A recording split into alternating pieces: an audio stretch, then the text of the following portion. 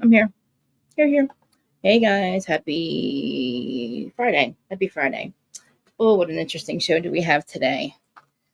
You're probably wondering, who cares about Patrick McDonald, right? Who cares about this producer, Patrick McDonald? Probably not a lot of people, right? But when I tell you guys, which some of you might already know, that he got his break, allegedly. He's got his break with Married to Medicine, executive producing Married to Medicine in 2020. Anybody ever think to ask where he came from?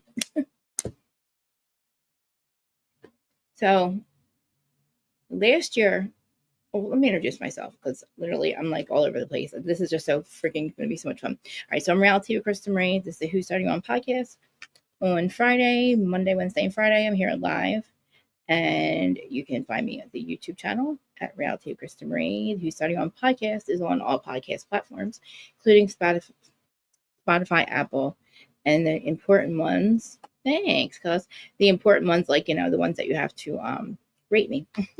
5 stars, please. And you don't have to listen to it all over again. You can literally just say, or just hit download. What am I saying? Download all that and just rate me. And then if you don't like me, just tell me my reviews. I'm used to it. If you want to look at it, this is my cousin Michelle, by the way, everyone. Say hi, Michelle. Everybody say hi, Michelle. Thanks.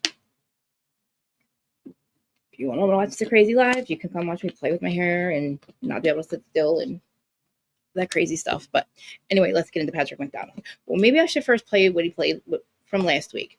This is the guy who left Bravo last week, claiming that it's because hey babe, claiming that it was because he started to do porn, gay porn that he was getting paid for. And the Bravo networks didn't like him. He's being iced out, right? Like it's the first time he's ever done porn. So, like a year ago, before we even cared who Patrick McDonald was, but actually, let me play you what he said just recently. That'll be more fun, because it's literally you're gonna be like, huh? That doesn't make sense. Does that make sense? No. Like, okay, so how'd you become a producer on Matters of Medicine with no experience? Well, that doesn't make sense either. Like, we're gonna find out why. Oh, hey, Instagram. The one he played last week. Let's play the one he played last week. And I don't feel like playing on here because they're going to freaking strike me. It's not important anyway. I'll show you what he looks like because you're never going to be able to tell that it's the same dude from this one reality show. It only got one season, one logo. I'm not going to say which one it is yet. But he has scrubbed IMDb. He had... Oh, God, Mr. Stop. Let me just get to him.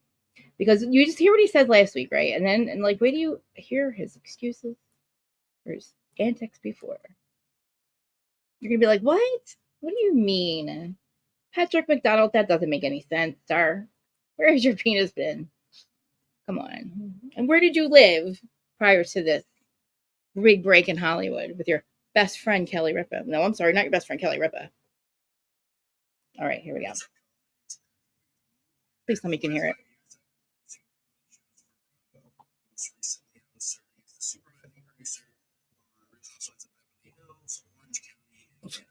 Imagine that.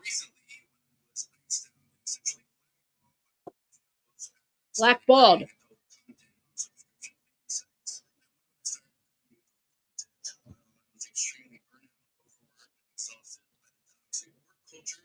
A lot of the shows that I worked on, produced 13 seasons of Bravo across 9 different shows. I'm acutely aware of workings and work culture across the board in the network. Most of these shows. Why? Wait.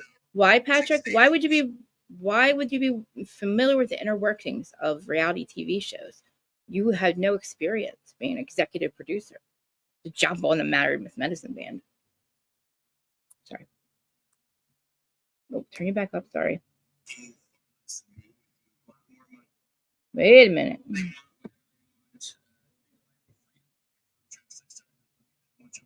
If you can't hear it, I'll play it up there.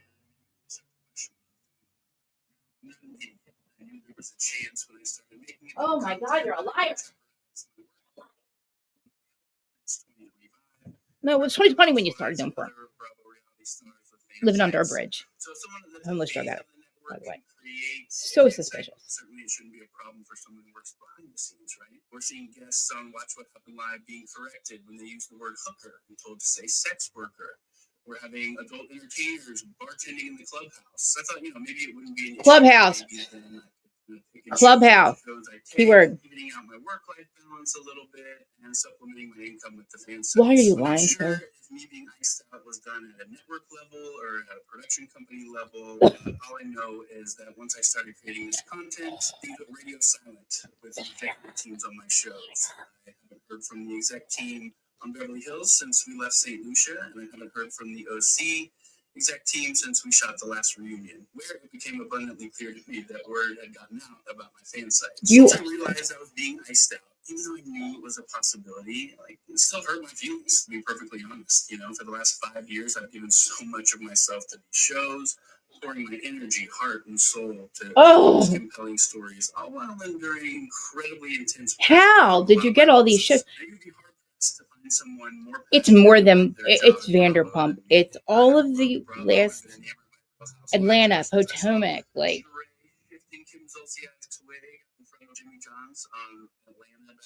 It's all him. I love them then. I love them to this day. And I love them because I know how much they mean to people, because I know how much they meant to me. Okay. Now how much means to me? Fire Island means a lot to me. Oh, really? World in a bit of an unconventional way. Several years ago, I myself was on a reality show, much like these shows, called Fire Island. Thank you, sir. And I was on that show during one of the darkest periods of my life. I was battling a serious drug addiction at the time. I was keeping a secret during production. So I know what it's like to be on one of these shows while your life is crumbling around you and you're trying to just keep it together.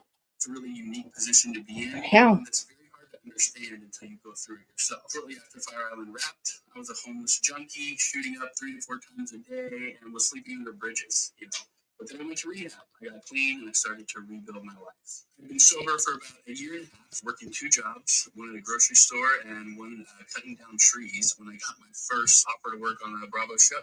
I was so beyond grateful for that job. How? I honestly thought I'd never.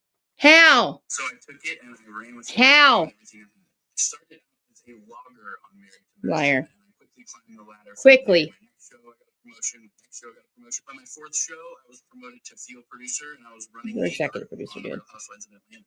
He's the highest. I was promoted to supervising producer, working with co-executive producers. How? And for the first time in my life, I really knew I was great at something, and that was consistently. Not your gay porn. Most of the showrunners would tell me that I was one of the best field producers they'd ever worked with. Cast members who were notoriously challenging for producers in the past, requesting that I produce their scenes. I was in my element. I was killing it. I was really freaking. What happened now, Patrick? For the first couple of years, I think I was blinded to the toxic culture on a lot of these shows. Oh, really? To be there. We do here. Step back and question the way these shows were being run and see how overworked and stressed out a lot of my colleagues were. And I would look at a lot of the gay men who were showrunners on the show and try to picture my life if I was in their position. And honestly, most of them seemed unhappy, lonely, and some of them quite miserable. Is this really what I want out of my life? Is this a trajectory I want to continue? Oh, I never thought about that. You knew about it. To wane as a result by how poorly cast and crew were treated at times. So for someone who loves Housewives as much as I do, I was quite shocked by how disenchanted I became. I also developed a bit of a moral dilemma on a recent season when a cast member's sexuality was at the center of a storyline. And I found the internal conversations about this person and what they were going through to be extremely insensitive, problematic, and quite frankly gross. A person's coming out journey, if they have one, is entirely their own. Full stop. Let me be clear. I'm not talking about friends of this person who are also on the show who would naturally be inquisitive. We're just starting here, larger. Life and who they're dating. I'm talking about the entity of a TV show, digging into someone's sexuality in a way that's salacious and sensationalized. That's what the links for larger. Producers encouraging other cast members to ask direct questions that would put this person's sexuality on the spot. All this, all true. Don't deny. Don't disagree. Member for years, seemingly very close, talking to this cast member in a seemingly compassionate way.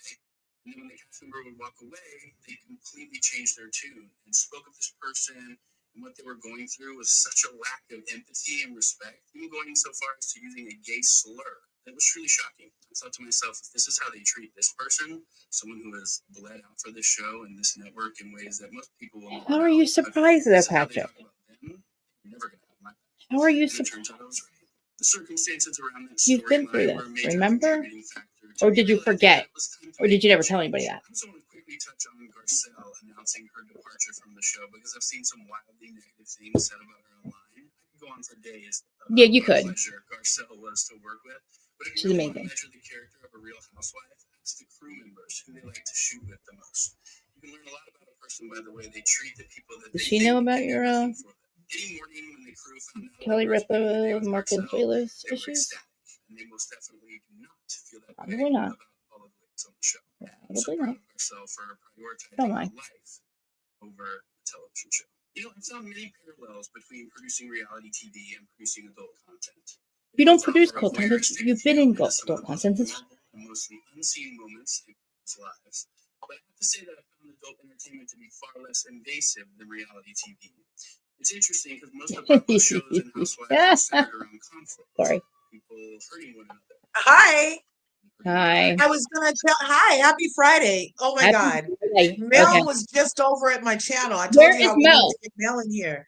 It Oh, was like, Mel, we need you to come over to Krista Marie's. I yeah. don't even know if he heard me or not. I told him to come over I here. tagged him. I hope he I've been can. tagging him. I've been tagging him.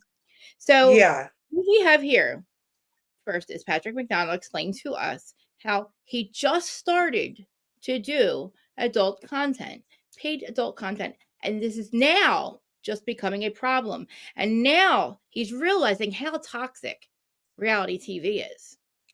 But then Yeah. we're going to go back to all of the beginning of this.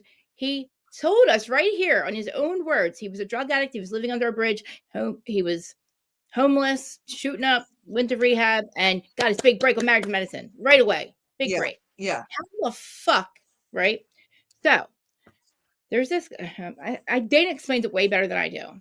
But so Dana. But, okay, real quick. Your volume on what you were just playing was very distorted. We could hardly hear it. Oh shit. Okay, let's replay it then. I love listening to it over again because I didn't realize how much he actually said here that I don't even have to look. I don't have to find it. I'm like, oh, okay, well here you go. I was like, where did he say? He was Right. talking? He says a lot right in his thing. Yeah, but he doesn't say how he got his big break, right? Right. Like, you know. Hey, Lauren. Hey, Palaver. Hey, Kathy. Hey, Mamere. And I re-listened Is to what Smiling Dana with was Aaron saying. here too? Yeah, she's here. Everybody's here. Right on. I love you guys. Lauren, Lady Virgo, Bob. Right on. I don't know if you saw I'm going to them. stream this to mine too, okay? Yeah. If it'll Yeah, let but it. I had this big warning that was like, I'm going to call this the Patrick McDonald Mhm. of it all. Yeah. Because it's Bravo, bravo, about effing yes. bravo.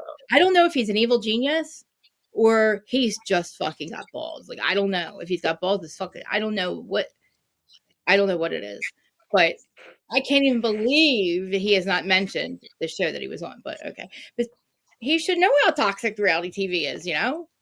But all right, so now you guys can see it, right? See him. This is first or second one. Oh shit! Sorry. Isn't even aware of some of the volatile working conditions that. Wait, did he do two? Was it one of two here? Oh, okay. Yeah, that's the first one. Okay. Patrick McDonald, and for the last 5 years, I've been producing reality shows for It Bravo. sounds great. Most recently, I was serving as the supervising producer on Real Housewives of Beverly Hills, Orange County, and Vanderpump Rules. That is until recently when I was iced out and essentially blackballed by all my shows after I started creating adult content on subscription fan sites. Now, why would I start creating adult content? Well, I was extremely burnt out, overworked, and exhausted. From what? When did you start creating adult content? Just recently? Okay. By the just clock that. Just recently you started doing it. Toxic work culture on a lot of the shows that I worked on. I produced 13 seasons of Bravo across 9 different shows. I'm acutely aware of the inner workings and the work culture across the board at the network. Most of these shows you're working 12+ hour days, 6 days a week, 3 to 4 months at a time. You know, and then I would look at these people in my life who are content creators and they're working far less than me, making a lot more money than me, doing whatever they want, whenever they want, living a life of freedom. By contrast, I started to look at how much of my life I was devoting to work, and it made me really start to question what I was doing with my life. Now, I'm not an idiot. I knew there was was a chance when I started making adult content that it could jeopardize my work with Bravo. But on the other hand, it's 2025. There's real. You mean you started doing adult content after you started Bravo? Okay, I just want to make sure we all remember that. Housewives and other. Remember, he also says the word clubhouse in here, and he mentions Bravo reality stars with fan sites.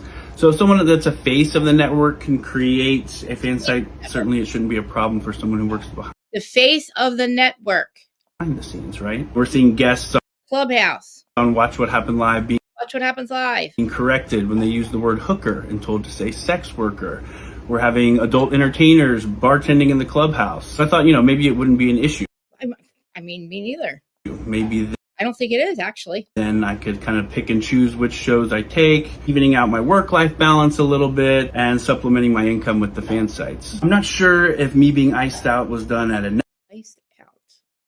network level or maybe you had no experience to begin with. Or at a production company level, but all I know is that once I started creating this content, things went radio silent with the executive teams on my shows. I haven't heard from the exec team on Beverly Hills since we left St. Lucia, and I haven't heard from the OC exec team since we shot the last reunion, where it became abundantly clear. How about Vanderpump? He's the one who was arguing with Rachel and Tom outside Tom's trailer. To me that, by the way, producer Patrick. That word had gotten out about my fan sites. Once I realized I was Oh, really? They also forgot to get the word about which reality show you're on. Being iced out, even though I knew it was a possibility, it still hurt my feelings, to be perfectly honest. For the last 5 years, I've given so much of myself to these shows, pouring my energy, heart, and soul to tell. You know what? I would love to know, is he on GA? What is he on the what's that growth hormone for humans? I have no idea. And buff. Right. He is like different. His old self. He's not. He's hot, but he doesn't look like the old Patrick. He doesn't look like Fire Island. He was very. What's the word when they're very skinny? He was so like a little like Tinkerbell. Isn't that like waif? Waif. That's what they used to call that. Yeah. Isn't that what they used to call really skinny models were waifs? Yeah. Like I don't even know if I mean, on Fire Island, I didn't recognize him. Yeah, he looks like he looks like he ate himself to get this big. Like, dude. He's a huge dude. Telling these compelling stories, all while enduring incredibly intense pressure from a lot of my bosses. Now, you'd be hard-pressed to find someone more passionate about their job at Bravo than me. Sexually overcharged Bravo and just say hard and pressed. Yeah. You hear me? He's trying to make us go download his stuff. I know. Real Housewives ever since I saw Sheree shifting Kim Zolciak's wig out in front of Jimmy John's on Atlanta back in the day. I love these shows. I loved them then and I love them to this day. And I love them because I know how much they mean to people, because I know how much they meant to me. I was proud and honored to work on these shows, and as it turned out, I was really good at it. I came into the Imagine that, like, found out afterwards that he was really good at it. Afterwards, like, who in the world would give somebody a executive producer job on Married to Medicine, a logger? Then he was quickly rose the ranks, like by the next episode, to executive producer, and then went on to do all, like, I have his whole list right here. But it's amazing that he finds out afterwards how good he is at it, like, and how now he finds out how toxic Bravo is. Right now he does, not the Bravo world. Reality TV, how world in a bit of an unconventional way. Several years ago, I myself was on a reality show much like these shows called Fire Island, and I was on that show during one of the darkest periods of my life. I was battling a serious drug addiction at the time that I was keeping a secret during production. So I know what it's like to be on one of these shows while your life is crumbling around you and you're trying to just keep it together. It's a really unique position to be. Brings this up on purpose, okay? And one that's very hard to understand until you go through it yourself. Shortly after Fire Island wrapped, I was a homeless junkie, shooting up 3 to 4 times a day, and was sleeping under bridges, But then I went to rehab. I got clean, and I started to rebuild my life. I've been sober for about 1.5 years, working 2 jobs, one at a grocery store, and imagine this break he gets. And one cutting down trees when I got my first offer to work on a Bravo. Did Brad Gray have anything to do with it?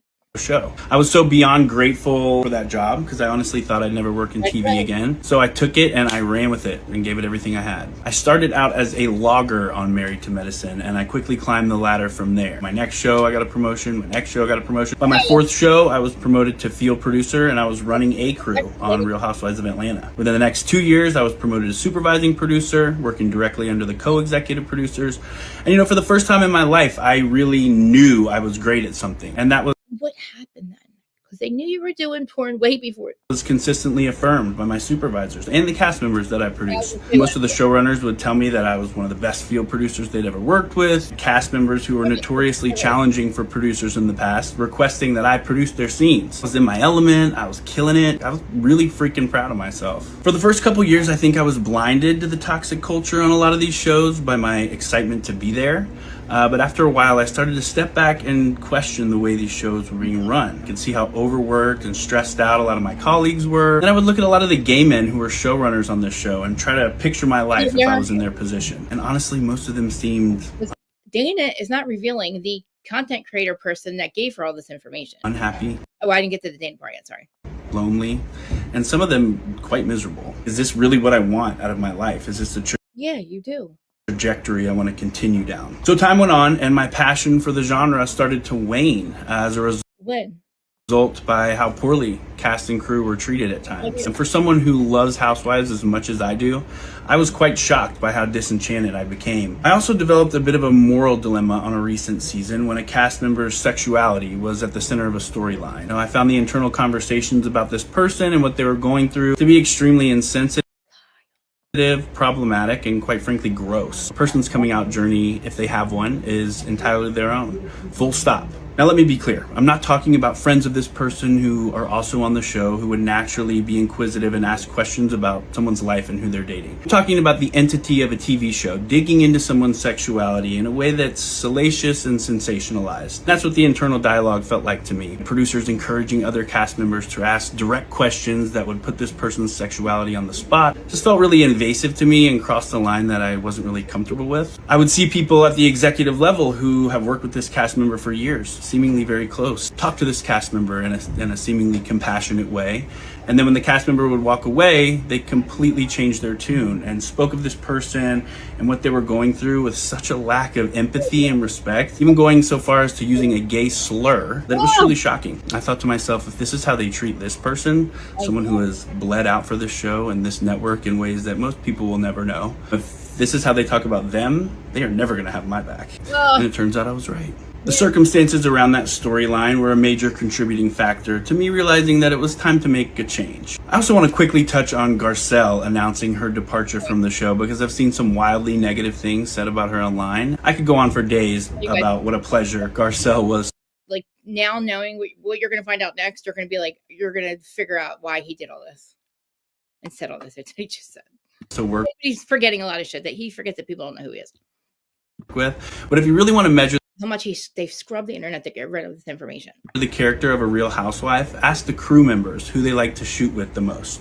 You can learn a lot about a person by the way they treat the people that they think can do nothing for them. Any morning when the crew found out that we were spending the day with Garcelle, they were ecstatic. And they most definitely do not feel that way about all of the ladies on the show. And I'm so proud of Garcelle for prioritizing her life over a television show. You know, I found many parallels between producing reality TV and producing adult content. They both offer a voyeuristic view into some of the most vulnerable and mostly unseen moments in people's lives. But I have to say that I've found adult entertainment to be far less invasive than reality TV. It's interesting because most of Bravo's shows and Housewives are centered around conflict. People hurting one another and then making up and then hurting one another again. And society deems that as perfectly acceptable. But God forbid you produce content about people pleasuring each other, making one another feel good. How scandalous, right? When it's more palatable for mainstream society to watch people hurt one another than it is to pleasure one your speculation, sir.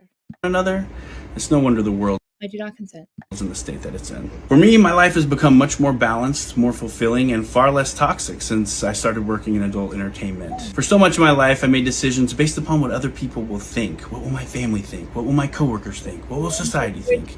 Other people's opinions often shape so much of our decision making, and honestly, adult. You got so lucky to get this job. So fucking lucky. I don't even call it luck. It's not even luck. because second they need. Well, entertainment has been something I've been interested in doing for a long time, but I was too scared to do because of the fear of what other people might think. Man, you've got one life to live and it's yours alone. And I've been having such a blast making this content for the past few months. I mean, working with the housewives can be fun at times, but traveling the world to film with some of the most beautiful men on the planet is also a pretty top tier job, if you ask me. But while I am extremely proud of a lot of the so sad, I feel so bad. If this were all true, that would be amazing. It really would, but it's fucking sad. Work I've done with Bravo, I am just as proud of the work that I'm doing now. And let me say this, sex work is real, legitimate work, and it has been since the dawn of humanity. Shout out to all the sex workers out there. Yeah, great, amazing. That's all great. Well, if it was true for you. Who have been discriminated against, unfairly judged, or cast aside because of what they choose to do with their own bodies. Those have been villainized by many of the same people who consume the product and services that they provide. You mean Andy? Oh. So I thank those who have endlessly battled the stigma and demanded a seat at the table, all while building an industry so massive and so profitable that it made it a safe enough space for real housewives like Denise Richards and Larsa Pippen to start creating adult content. What's up, y'all? My name is Patrick. Okay. Is part two even, is there, oh. What's up, y'all? It occurred to me that maybe people have probably seen this, but Mel, are you there? I'm here. Okay. Hi, Mel. Hey, I'm glad y'all doing this because, first, how you ladies doing today? Happy Friday. Happy Friday. Happy Friday to you. I had an allergy issue yesterday, so I had to go to the allergist this morning. So I'm just chilling out. And I said, I'm glad that you're doing this live. You know what's so funny now? I'm trying to think. So Patrick McDonald, I remember I was on another channel, smaller channel last year, before he ever came out of this situation. And the girls of Potomac, they always talk about the streets of Potomac be talking. Well, New York City streets talk a lot too. The LGBT community knew of Mr. Patrick McDonald for years. He used to be a bartender here. It's a very small community. And I remember one time at an event or something, maybe before he was on Fire Island or after, he's not my type, but I ran into the man. The man had bad breath. He was very nasty, very rude. And now, so ladies, in the gay community, there are guys that look like him, black or white or whatever, but there are guys that does what he does. Now, I'm not talking about the sex work, but it's just other things that I really don't want to get into because you both are ladies and classy ladies. I'm going to go there. Might be somewhere. I mean, I might go back far to his Fire Island days. Yes. So he's a wild guy, and there are guys in all shapes and sizes and races that fit into that category. And they mostly are very mean and nasty, very mean and nasty. And so I remember last year, before he even came out this way, I was on a small channel. We were bitching and moaning about Potomac. We were talking about Potomac. We was like, oh my gosh, I'm so upset that nobody's holding Giselle accountable. I'm so upset about this, that. Now he was on Giselle's Instagram last year, and that was how I first knew he was producing for Bravo. He was on Giselle's thing, and he was connected to Giselle. I said, "Oh my gosh, no wonder the producing is so lousy. No wonder the stuff is so lazy. No wonder." So then I started going into, oh yeah, Patrick is this way. Now at the time, his social media had nothing to do with his OnlyFans or nothing there. It was there. Right. I wasn't spilling teeth. I was just trying to let the audience know at that time what he was about. I was like, oh, he's on Fire Island. As you put in your title there, I would say he's on Fire Island. And that was produced by Kelly Ripa and I believe her husband, who actually a very good, so you got it. So all that, I was saying that. And I would say it was very funny. I don't have evidence. It's funny how Andy Cohen hires this man who has a very extremely sexual, all that. He hires him and he's not, in my opinion, not doing a good job. The fans don't feel that way. Okay. Now, the funny part is, on that small show, there was a producer from Bravo that called in right behind me. Now, again, I'm not going to, this is for them to come out with it, but it was a small channel again. But I was saying this thing. I said, oh, he's messy. He's this. I was just spilling the tea. The producer comes on behind me on that small channel and said, oh my gosh, to the host. He said, the girls over here be spilling tea. Now, it's still on the internet. I was there, it was 2024 or whatever, because again, New York City community is very small. And right. The producer came up there and said, oh my gosh, the girls are spilling the tea over here. That guy who was producer is very connected to Andy Cohen. So when Patrick was like, how did they find out? I was like, well, it's not me. But I do know last year, none of his social media had nothing to do with his other lifestyle. It didn't. I think that once he had his issue at the end of last year, he then resorted back to his lifestyle. Again, you know what? Sex work is not a problem. OnlyFans is not a problem. But this guy represents to me a problem in our community. That's a whole other conversation, ladies, because we do have problems in the community about certain guys and stuff like that. So that's where I come from it at. I've seen the man. The man got bad breath. He's not a good person. And I felt he was a sloppy producer. And now he's promoting his OnlyFans, which is not a problem. But my issue is that when Nene and other people left their shows, there's a lot of the audience would say, "Oh my gosh, you were good you were good with the issues when you were there, but now that things are not going out well with your boss, now you want to throw him on the bus." I feel with him, everything is a problem now because they don't want to kind of deal with you. But you probably went right back to that work environment, did what you did for a long time, and you would have kept doing it. But because of whatever reason, we don't know the reason. That's what we're trying to figure out. I mean, I know the reason, but okay. Well, I'm gonna hit. So I'm gonna say this. I'm gonna finish. So my thing too is to Patrick. I would say directly to him. What if the fact that he's not working with Bravo is not because of his lifestyle, because of his choices or whatever? What if because he's a lazy, terrible producer? What about that? I mean, I haven't seen any result of his work that's been top tier. The shows have been going down for years, so how he can say, "Oh, I'm the best." No, we've complained about it. So I was trying to give that last year when I was on the show, and that's what I was saying. So that's what I was saying. Yep. Well, listen, you know why he came a little bit more relevant last year? It's because Dana Wilkie, which I'm going to play, she was looking into the Andy stuff and why Andy's having problems, is he having problems with Bravo, blah, blah, blah.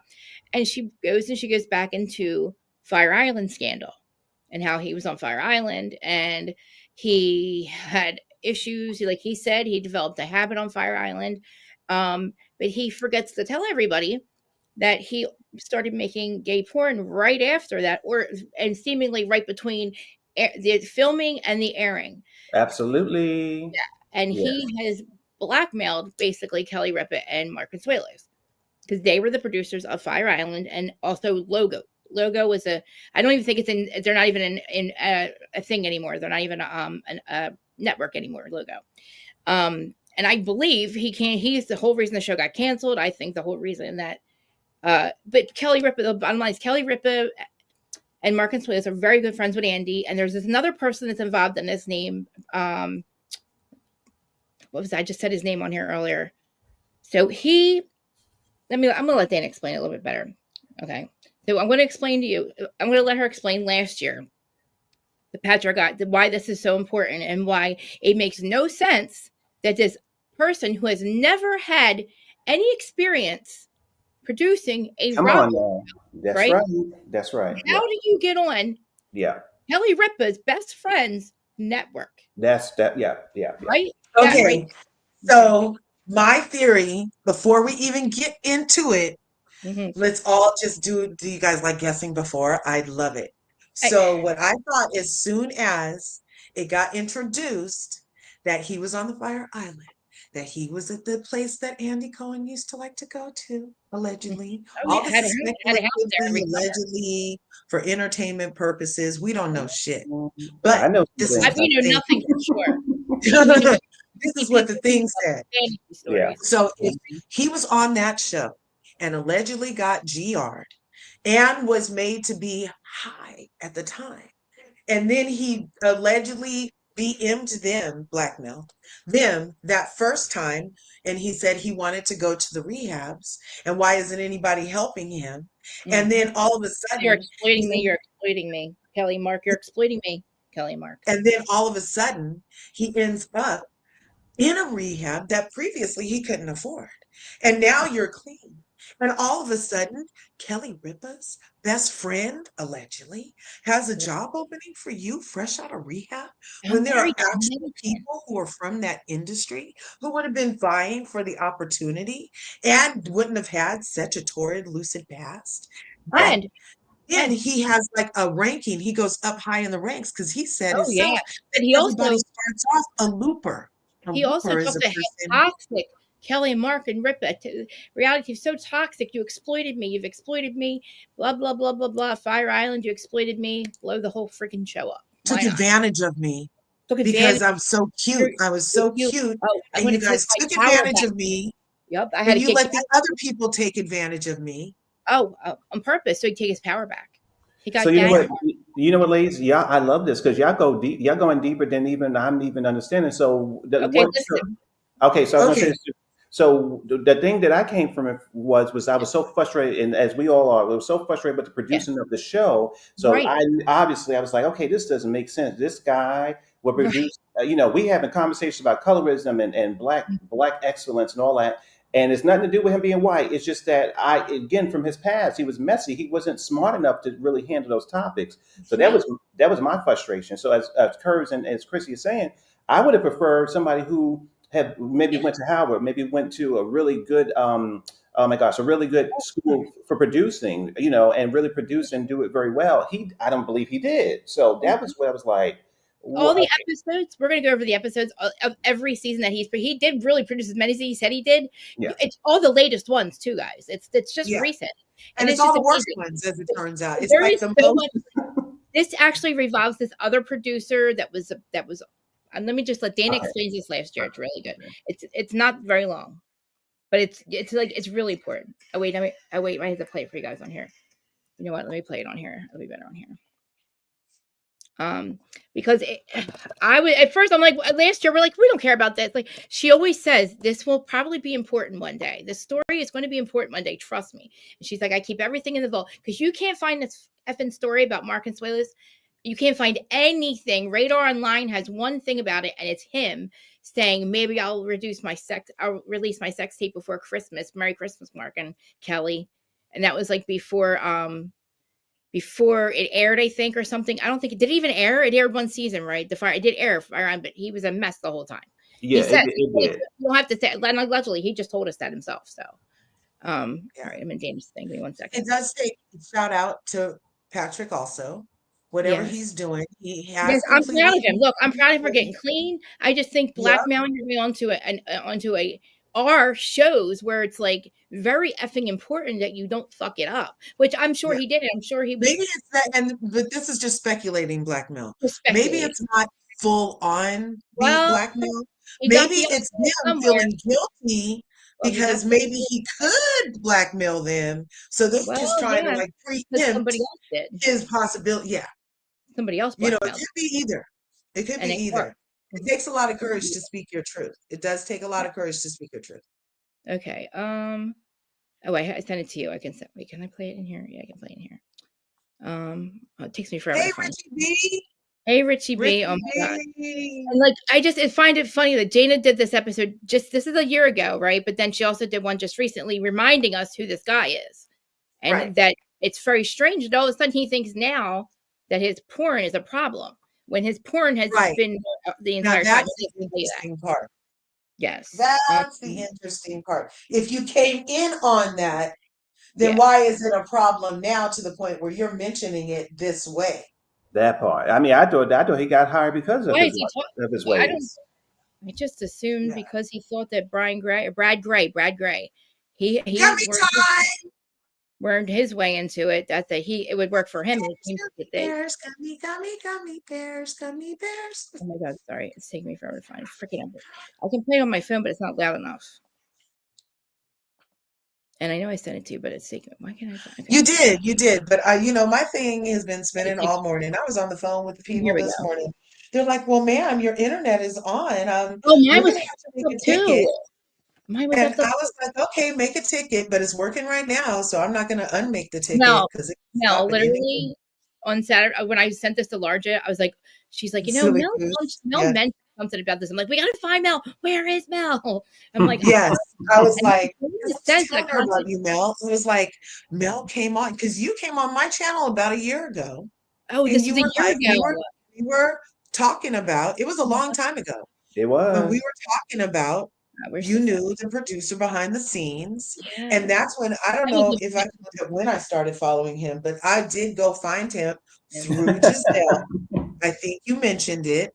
And so, but you mentioned that from the scene in New York, there was this legend about Patrick. Yes. And I was like, oh, so then when Krista Marie decided we needed a new rabbit hole, and it was And it was Patrick McDonald. I was like, oh my God, Mel had a great story about Patrick. I was like, and she was I like, wonder do you know if how to reach him? I was like, no. I'm like, all right, I'm gonna just go to the one I sent you because it's like taking me forever to find it in his thing, her thing. Yeah, no, that was the perfect one, but you just have to get to the story. Venus goes direct today. What happened? Venus goes direct. Where's the one I sent you, Dan Larja? God darn it. Oh, wait a minute, here he is. You get to move forward with matters of the heart. Relationships and beauty is going to get noticeable again. Oh, those pants are great. Come on, man. Because you know Venus was retrograde. So if you it? were like kind of spatting with your loved one recently for no apparent reason, Venus was in retrograde. Things are going to look up now. Okay. It wasn't you guys, it was Venus. Hold on. Did you hear it or no? No, you can't. No. No. What's good, Lady Virgo? Hey, you can hear it? Hold on. Can you hear it? No. You can hear it? The majority like. Oh, yes. Yeah, we can.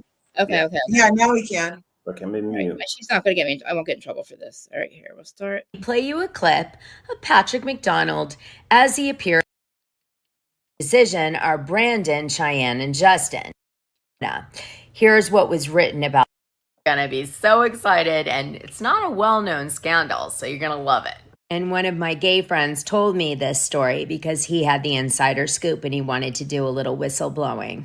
Now, you may remember this show. It was called Fire Island, and it was a reality show that aired in 2017, and it was made by a company called Logo. Now, when I was young, I used to go to Fire Island with some of my wealthy friends from Nightingale Bamford because they had summer homes there, and it was a very different environment. Kids from all over would come from New York, from affluent families, and they would dig these giant holes in the ground and put beer bongs in them. And we would all underage drink beer in these holes and hit on each other and flirt and kiss and whatnot. And that was what Fire Island was at that time. But then over the years, it became an LGBTQ hub. And this show was playing on that phenomena. Here's what was written about the show. Located south of Long Island, Fire Island is a popular vacation destination for members of the LGBTQ community. This reality series, which takes its name from the location, showcases what life is like on the island for vacationers. The show follows some young professionals who live together in a beachfront house for the summer. While there, they search for the romance, temptation, and thrills that have made Fire Island a popular tourist destination for decades. Kassan, a dancer who has performed with the likes of Beyonce and Rihanna, is at the center of the house. He has invited some of his friends to Fire Island to help him decide whether to move from LA to New York to be with his boyfriend. The friends helping him make the decision are Brandon, Cheyenne, and Justin. Now, one of the key cast members that were left out of that description was a guy named Patrick McDonald. You can see him there with the little doggy. Now, Patrick McDonald, after doing this show, became very disgruntled about reality TV. Okay? Which is ironic, and we'll get to that in a minute. But before we do, let me play you a clip of Patrick McDonald as he appeared in the 2017 reality show Fire Island. What's up, y'all? I'm Patrick. I live here in Brooklyn, New York, but I'm originally from Georgia, and I'm stoked to go out to Fire Island for the summer. I definitely like to have a good time. I have been the last one to leave several parties in my life. You know, I'll do whatever it takes to get people to have a good time, and I don't take life too seriously, and, you know, I'm down. I'm down to, like, get extra. If there's one thing about me, like, I can definitely be extra. You're definitely gonna see some extra cheese, extra sauce, extra all of it out there on the island for sure. I don't see any big arguments coming unless someone's more extra than I am, and then all bets are off. My regular day for me usually starts off with a walk with my little dog, Bodie. Bodie man. He is a little Pom Yorkie, but he thinks he's like a German Shepherd or a Siberian Husky or something. I got him 3 years ago, and I honestly don't even remember what my life was like before Bodie. He loves the outdoors, he loves the beach, so I'm really excited to bring him out to the island this summer and frolic in the forest with me and all the beautiful men of Fire Island. He's also a pretty good wingman too, so it's good to travel with a cute dog. Bodie and I like to coordinate our outfits from time to time, so if I'm turning a look, Bodie's like, I'll turn a look too. There's gonna be a lot of matching Speedos and harnesses for Bodie and I this summer for sure. I will actually be out there like the entire time, so I'll be out there for a few months. And it's cool. It's like Fire Island's kind of like a small town. There's you get to know the people that live there pretty quickly, and I've spent a lot of time out there already.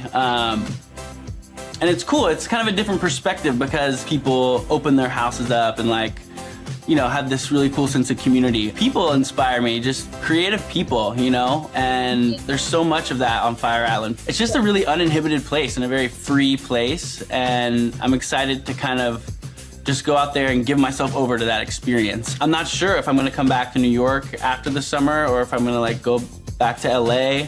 So I'm definitely looking to figure that out this summer while I'm out there. And hopefully something will inspire my next move. Or unless I'll just be the only person on Fire Island next winter, just being the... Maybe I'll just be the caretaker of Fire Island for the rest of my life. That would be great.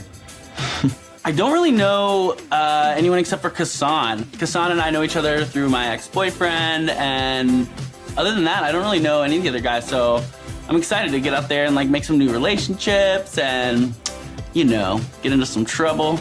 Recently, I've gotten more into the nightlife world, bartending, doing whatever I can, really. Just get by and have a good time. The South definitely has had quite an impact on me. And I like to, represent that in my look. My style is what I like to call a white trash or trailer trash hot.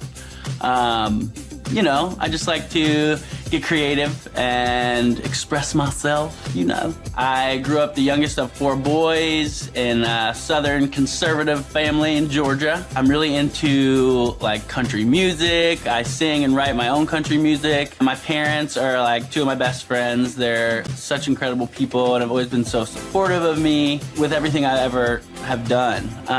Hold me back, you know what I mean? They've always really pushed me to do whatever I want, and it's pretty cool that my 60-year-old Republican dad from Georgia is oh, you look great.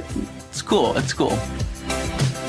Now, you might recognize this crew. That's Kelly Ripa and Mark Consuelo, her husband. She now hosts Regis and Kathy Lee, the original Regis and Kathy Lee that became a million different versions of that show, with Kelly Ripa being in all of them until this last year. And in 2023, Mark joined as our co-host because they're married. And I guess they were why not, since Kelly Ripa is the EP now. And it airs on ABC, and it's a morning talk show thing, and it's Kelly and Mark now. That's what they call it. Anyway, here they are. And there they are with the cast from their show, Fire Island.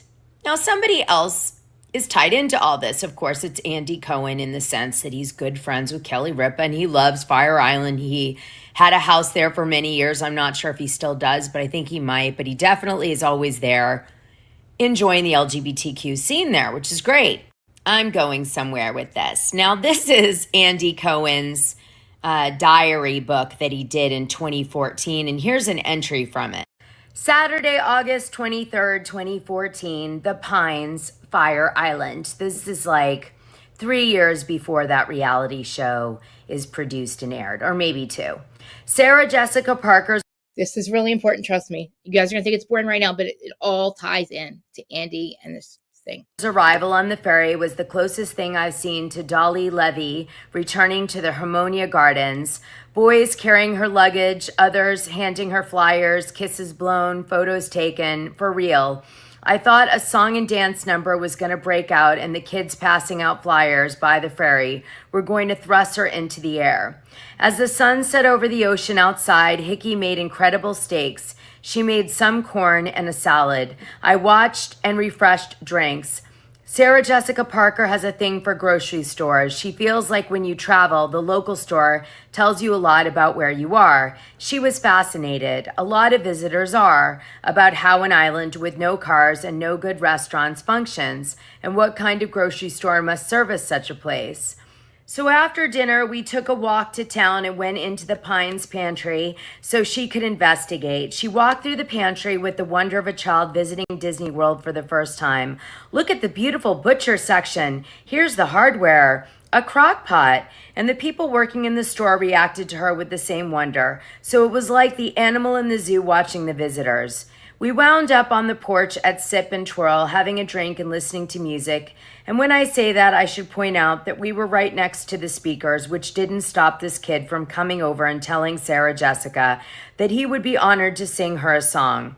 Every gracious, she acted as though it was purely natural when he sang the entirety of John Legend's All of Me in full American Idol audition mode while ABBA blasted from the speakers 5 feet away. I was in hysterics, I might add, and we became obsessed by the mechanics or lack of an incredibly drunk girl who seemed like she was going to topple over at any time. We ran into a ton of Broadway boys who either knew Sarah Jessica Hickey or me, so there was a lot of catching up, and one of them said a big theater critic for the New York Times was at the underwear party last night. At the underwear party. Wonder how the underwear party was. Anyway, and that really levels the playing field between critic and actor when everyone is in the undies, right? Important. So that's Andy Cohen, and these are pictures from the book. Here's Sarah Jessica again with more guy friends of Andy Cohen's in Fire Island. Now, at first glance, you're going to be like, Dana read that to me because it's about Fire Island and there's a theme here. But I'm also reading it to you for a different reason. Why is it that a New York critic would be leveled out in his underwear at a party? Is it possible that you could use that against him if it came up?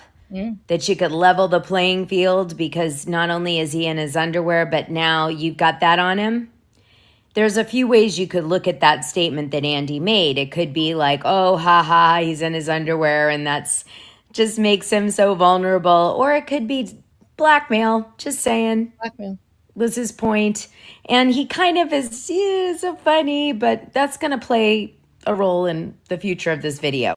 Here's another picture of Andy Cohen in Fire Island. These were Real Housewives of New York fans, and he agreed to take a picture with them. I guess they were at the gym or something. So Logo was a failed TV network that was supposed to target the gay community. It was started in 2005, and it died pretty close to after the 2017 Fire Island show. debacle. They ended up giving their content to other streaming platforms to show, but it was an MTV-related network, and it was owned by Paramount, but it didn't really work for some reason or another. And so this was the output that the show Fire Island was supposed to be on. So you see this part of the wiki, it says the channel launched June 30th, 2005 as the first advertiser-supported commercial television channel in the U.S. geared toward the gay community. It was founded by former MTV executive Matt Farber. Its first president, Brian Graydon, was named by Out as the 15th most powerful gay person in America in 2007. Well, this is going to become very important in a minute. So just remember that name, Graydon. So let's go back to Patrick. Patrick is on Fire Island. He develops a crystal meth problem, allegedly, and is using a lot. And he's kind of off his rocker, and it's why he's so thin on the show. And he gets off the show, and he starts to drag Kelly Ripa.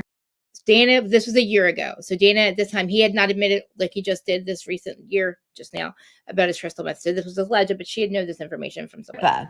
He says that Kelly Ripa was not protecting him on the show. He says that he's going to be exploited sexually on the show, and he's really upset about it. And he essentially alleges that Mark Consuelo and Kelly Ripa are exploiting him as a reality star and really hurting him in all of these things. And, it's almost got litigious vibes, the way he's doing it. Now, a lot of this has been scrubbed, but I did find this. Kelly Ripa and Mark Consuelos didn't see this coming. RadarOnline.com can exclusively reveal that even though the couple's Fire Island reality show was canceled, one of their cast members is going on to star in a gay porn flick behind their back. Click through these slides to get the latest on the scandal set to rock the live host and her actor hubby. There's a sex tape about to come out with 10 guys and me, former cast member Patrick McDonald told Radar Online. Now, a gay friend of mine told me he saw the porno, and what it is he's supposedly getting high on crystal meth in a Fire Island type. I do not consent, but go ahead. Styled place, and he's gangbang raped by a bunch of gay men. Yes, this is what is in the porno. Radar goes on to say, we've been told we may do another season next summer, so they say, but I doubt it, he added. Logo is dissolving. One of the main reasons I did the porn was to take away the power from people trying to blackmail me. Let me say that again, because he's talking about Kelly Ripa, and he's talking about power executives at Logo. Ready? One of the main reasons I did the porn was to take away the power from people trying to blackmail me. Now, Kelly Ripa is tied to ABC, Andy Cohen is tied to NBC, and this show is tied to Paramount. But we're going to go back now to our friend who is the head of Logo Network. So this lawsuit becomes really important. Let me read you the title of IndieWire on this one. It's reported in Variety and a million magazines. It was actually huge news and entertainment. This gentleman, Rovier Carrington, sued Brad Gray and Brian Graydon. He sued Brad Gray for rape because he said that Brad forced him to do sexual acts with him when he was trying to sell reality shows to Brad Gray. So Brad Gray was like, sure, I'll listen to your reality TV show pitches and this and that. And then I'll maybe help you if you have sex with me or do whatever, you want. Anyway, Brad allegedly rapes him against his will. And then later it would turn out that Brian Graydon meets this same guy on a gay dating website. And again, he's talking about reality TV, gay-themed reality TV shows, which obviously had something to do with Logo, right? We now know. And Brian Graydon gets alleged some pretty bad things. Let me read this story from Page 6. When Carrington refused to sign a non-disclosure agreement with Viacom, because Brad Gray raped him, he says Gray and the entertainment company had him blacklisted from Hollywood. This is really important, you guys. Blacklisted from Hollywood. Blacklisted. You're going to see why in a minute. By 2014, Carrington claims he'd finally clawed his way back into the industry and secured interest from HBO for a dark comedy series when Graydon reached out. Graydon, the head of Logo, reached out through a gay social media dating website called AdamForAdam.com. He says the former MTV executive convinced him to ditch HBO to let him take over both that show and the reality series, then started peppering him with requests for sex. Carrington eventually relented, believing it was his only choice, but when they met up, alleges Graydon tried to drug him with a cocktail, then assaulted him. He claims this happened a second time, even as the pair continued a sexual relationship, and that Graydon gave him a sexually transmitted disease, according to his suit. Graydon eventually ripped off his reality TV show idea. You hear that? Mm-hmm. And created the Lance Bass hosted gay dating series, Finding Prince Charming, he claims. Now that's Rovier Carrington. He ends up getting indicted and goes to jail for 4 years for submitting fake emails to try to back up his claims that all of this occurred. And they dismissed his case against Viacom over the fact that he didn't have enough evidence essentially to prove it. Now, there's a few ways of looking at this. You could look at it that this man was kind of taking advantage and he was like a fraudster and this was all already up. You could definitely see that angle. You could look at it that this man might have seen or heard something similar had happened to someone else in his circle and he might have, tried to leverage it to his advantage, or you could take it that it actually happened and he was taking a position that he couldn't prove his case, so he panicked and tried to lie to prove it happened. Okay? Right. So any of those are possible in this situation with the outcome. It's not the first time that we've seen Hollywood take out people who are coming for power players. Okay, so I have to take this with a grain of salt. I can't just go, you know what, guy was a liar, it's all made up. I can't, especially when you take in consideration this, which I covered in the Patreon.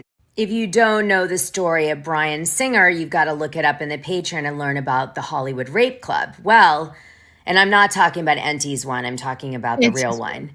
As you can see, the shady Hollywood producer enabling accused sexual predator Bryan Singer. Well, Bryan Singer allegedly took advantage, or there's a lot of evidence to say that he took advantage of his movie making skills as a director and used it as a casting couch to force young men, some underage, to have sex with him in return for breaks in Hollywood or money or worse. And some didn't survive the whole ordeal, but I don't want to get into that for this video. But let's just say it happens, okay?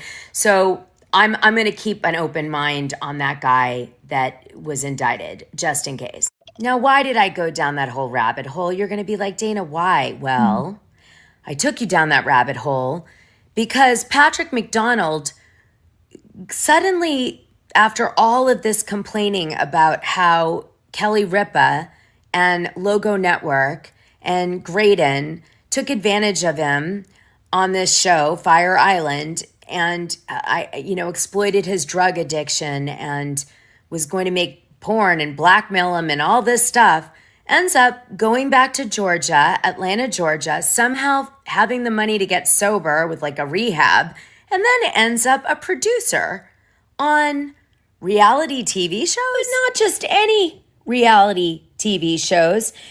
Vanderpump Rules, Season 11. Senior Field Producer, The Real Housewives of Potomac, Season 8. Senior Field Producer, The Real Housewives of Beverly Hills, Season 13. Senior Field Producer, The Real Housewives of Atlanta, Season 15. Field Producer, Vanderpump Rules, Season 10. Field Producer, The Real Housewives of Potomac, Season 7. In the previous slide, I showed you Real Housewives of Atlanta, another season. Winter House he works on. Okay, then he's also a field producer for The Real Housewives of Atlanta, Season 14. Segment producer for Candy and the Gang, Season 1. Segment producer for Portia's Family Matters, Season 1. Are you seeing some themes in the seasons this guy is involved with in terms of what we're seeing on the screen?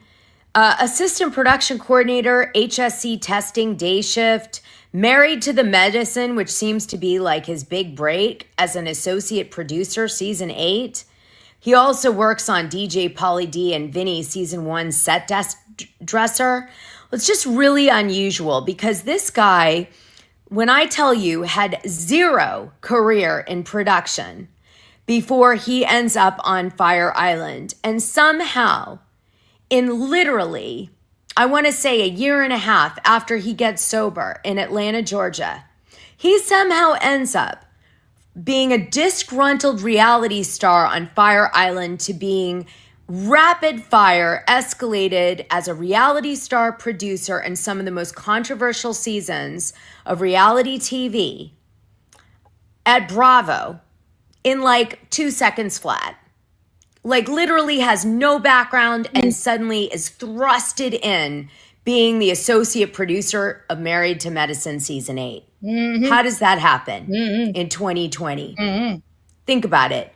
He is doing porn in 2018. He's yelling from the rooftops how awful Kelly Ripa is and Logo and all this stuff with this power guy, Graydon.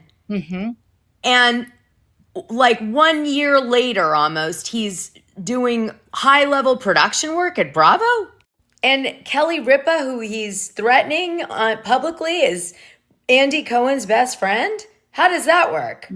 Something is not adding up. Now, we've heard rumors about this before. Remember, supposedly Tom Girardi was owed a lot of money from NBC in a settlement because of a bunch of court cases he was taking against NBC that he won on behalf of other clients. And allegedly, he negotiated Erica Jane Girardi a casting on Real Housewives of Beverly Hills in lieu of his fees. Now, we don't know if it went further than that, as meaning NBC pressured Bravo to put Erica Jane Girardi on the show as a housewife and essentially stay very dedicated to her throughout the years to make nice with these fees that Tom Girardi forgave, which were supposedly in the millions of dollars. That's the rumor. You know, it could be all fabricated, but I don't know. I'm starting to think I see a possibility of a pattern. You got something on me. It's good enough that I might give you an opportunity that I wouldn't otherwise give you as a big network. And obviously, Bravo knows Patrick McDonald's past because Andy Cohen's good friends with Kelly Ripa. And Kelly Ripa is deathly afraid of Patrick McDonald from like all the problems he caused her back in the day in the press regarding Fire Island. So Andy knows definitely about this. Now, in case you're wondering, is this the same Patrick? Because he looks so different, and he definitely made an effort to disconnect his IMDb from Fire Island. Here's some proof for you. This former Fire Island star transformed into a super buff producer on Vanderpump Rules. This was June 1st, 2023, where someone picked up on the fact that it's the same Patrick. But what they didn't know was all the scandal I'm telling you in this video. Because yes, this is the same Patrick McDonald who was in the Vanderpump Rules reunion with Tom Sandoval and Rachel Leviss trying to calm Tom down and saying, I cannot leave you alone. You know I have to shoot you every minute. And Tom's asking for a moment and he's saying no. And Rachel's there upset. Now I'm going to let your imagination run wild with what the implications are that Tom Sandoval is produced by this man. Who was in a porn, who was trying to take down Kelly Ripa and said he was blackmailed, and then ended up with a cush producer job in the Bravo series, and Kelly and Andy are best friends, and never mind the involvement of the other most powerful gay guy in Hollywood, Graydon. But I'm going to let you run wild on that one, because I could go and go and go. But what I want to do now is play you a clip that Bravo put on their website with Patrick talking to Tom Sandoval. Tom Sandoval's interviewing him, just so you can really see how integrated this man was in Tom Sandoval's life regarding Vanderpump Rules. Obviously, I'm going to say, well, I'll tell you what I'm going to say at the end. And tell us a little bit about yourself. My name is Patrick McDonald. I'm the supervising producer on Vanderpump Rules. Have you ever skipped Legs Day, and what are your opinions on skipping Legs Day? Never, ever skip Legs Day. I like to do something with legs every day. I do like 100 squats, you know? 100 squats? Yeah. Damn, that's impressive. How do you handle conflicts between you and castmates? I don't know, Tom. How do I? Well, I mean, I think you do all right. There's one thing that comes to mind, the reunion. Cameras are up if anyone's together, like, the whole time. Dude, you know? no, man. Like, no. You can have I'm taking my mic off. All of them, as they're eating lunch, they're filming that. You know what I mean? No, man. I want to talk to her, like, not about, I don't want a camera on my goddamn. I want to kind of blame Patrick for redemption arc, for Tom's redemption arc. I kind of do. I want to blame Patrick for all the failing seasons that I think he purposely fucked them up. Face. Stop. Don't make He has no fucking experience at all. me. I have to remind myself that 99.9% of the time, it's not about me. Yeah. You know? And so I don't take it personally. With being a producer, you try to be as fair as possible. I knew that we were covering the rest of the cast while we were eating lunch. And since this was the first time we were seeing y'all since all of this happened, it was important to cover that. You know, it happens, things get heated, but you know, we move on. We're in a much better place now, I think, wouldn't you say? Yeah. Yeah, pretty much. How long have you been in reality? I think it was like 7 or 8 years ago. This opportunity kind of just like presented itself to me to be on an ensemble reality show. It was actually kind of like the gay version of Summer House. And that was my first foray into reality, you know, just kind of seeing how it all works, and just gave me a whole newfound understanding for how these shows are made. Building relationships with my producers on that show, I would watch them and how they interact with the cast and stuff, and I was like, what a cool job. Such an interesting way to like tell fascinating stories and get to know people. After that show ended, you decided you wanted to produce? Yeah. So what are some specific things that you learned being on a reality show like Fire Island? I think one of my fell out of the sky. Just fell out of the sky, that opportunity. He just decided, right, yeah, I want to produce. Hey, let me produce. biggest strengths as a producer is I'm coming into it with a level of empathy and understanding that most producers don't have. Usually, the thing that you don't want to talk about the most is the thing that people are going to want to hear about the most, but also the thing that people are going to relate to the most. And I learned that by doing it. So when I approach a cast member now, I have that experience to draw upon, and I'm like, I know you don't want to talk about this, and like, I know this is really hard, but I think you really should. And usually 9 times out of 10, I feel better about it afterwards. Would it be a fair assessment to say that pretty much a lot of our job description is having the one conversation that you don't want to have with the one person you don't want to have it with? 100%. Yeah, right? You know. After like 3 drinks. Yeah, absolutely. Okay. Yeah, so basically if you're going to an event and there's somebody that you don't want to talk to, you can pretty much guarantee you're talking to that person. You're talking to that person that night, you know? I think that's pretty much it. Do you have anything else you'd like to add? Well, I mean, I guess this means you finally get your producer credit now? I do finally get my producer credit, everybody. Yes. All right. All right. Well, let's go shoot another scene. Let's do it. So I guess Patrick got over his feeling of being blackmailed by production. Right? I think there could have been some damage control here. Sound like a pattern. I think he got on Vanderpump Rules season 10 in... Doesn't it feel like we're reliving the same thing we just went through with Patrick again a year ago? One of the most watched reunions ever on that series. And suddenly everybody's wondering what producer he is. And Bravo knows that if people do a deep dive, they're going to uncover what I uncover, and it's not going to add up. So they decide to give people what they think they're going to want, which is more information on the producer, but not all the information on the producer, just enough that you're like, oh, wow, that's great. And then you like look away because that's what Bravo wants. They don't want you to dig deep. So they stop at, you know, he was on Fire Island and let's move on. You know, we'll give you this so then you don't go deeper. Well, thing is, if you go deeper, it doesn't make a lot of sense as to why he's a producer on the show, whether, you know, he got sober or not. Not after the threats he made to Kelly Ripa and the porn and all this stuff. It's weird. I bet Garagos would have sued production had they known this, because right now the liability sits with Tom Sandoval and Ariana Maddox. But what if this producer, who obviously has a very unusual background, was kind of coaxing Tom into some of the more scandalous shit that went down with Rachel Leviss? Just saying.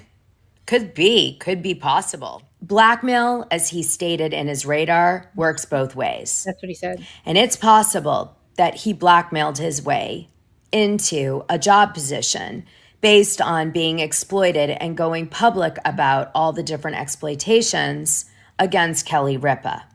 And maybe some of these power players at Paramount, because they're obviously used to baiting people and motivating them to do things, might have called in some favors. I don't know from Andy Cohen, although he would be highly motivated to help Kelly Ripa, his good friend. And I don't know, maybe Andy Cohen on the side, although there's no proof of this, helped Kelly Ripa come up with the idea for Fire Island and felt bad because all these problems came out of it for her. I mean, really big problems. You saw the tone of that Radar article. And he felt like he needed to mitigate and help Kelly, right? We don't know. But something definitely went on here, that this guy became one of the most successful reality TV producers with no background. Right. After being disgruntled in porn, all these other things, gang-banged publicly, ends up being a huge producer in reality TV, right? After saying that he himself was exploited by it. Yep. Something's not adding up, kids. And so I'm going to say a favor was made. For sure. You can speculate all you want. I'll let you do that on your own. I'm going to leave it here on this one. I don't think I need to say much more. But this is probably one of the juicier videos you're going to find in here. And if you want to see how dark this type of thing goes. So that was a year ago. Wait, where am I? Am I here? Okay. So that was a year ago. Now, you know what day she published that video? March 3rd. Okay. It was, hold on, actually, I have to go back into this one. It was I think it was March 2024. March. I can't see because this thing's in the way. But it was March 14th, 2024. Let me get the exact date. I can probably get the exact date. Hold on. Oh God. Because I'm on my computer. It's like letting me can't go sideways. It says 1 year ago, but I think it said March 24th, but I have to look at maybe in larges see the actual date. Hold on. What date was what now? Yeah, can you open up this one? Just hold on, I can just No, I was saying what date that Dana published that video that she that we just watched. It's not you. I can't. Oh, okay. Let me go look.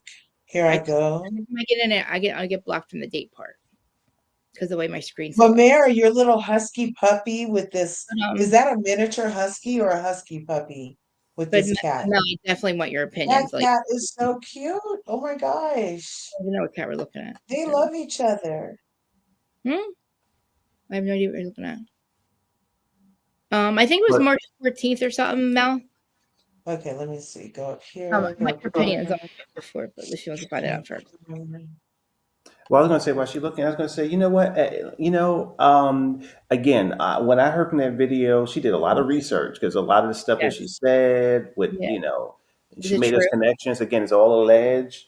I have some thoughts. Again, I'm trying to think about politically correct way to say it. I think that the video that he was in, that was not really. It wasn't a shocker to people that followed him on Twitter back then. Okay. There are definitely videos that he was that. So what can I say? That video that he was in initially, there are certain guys in the community who kind of get into that thing where they want to be the one guy with 20 or 30 or just crazy. It's very crazy. That is crazy to me. Yes.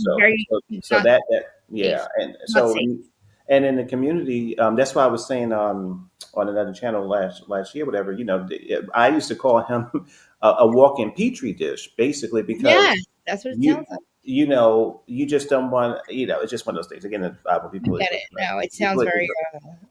But there are people in the community that unfortunately do whatever.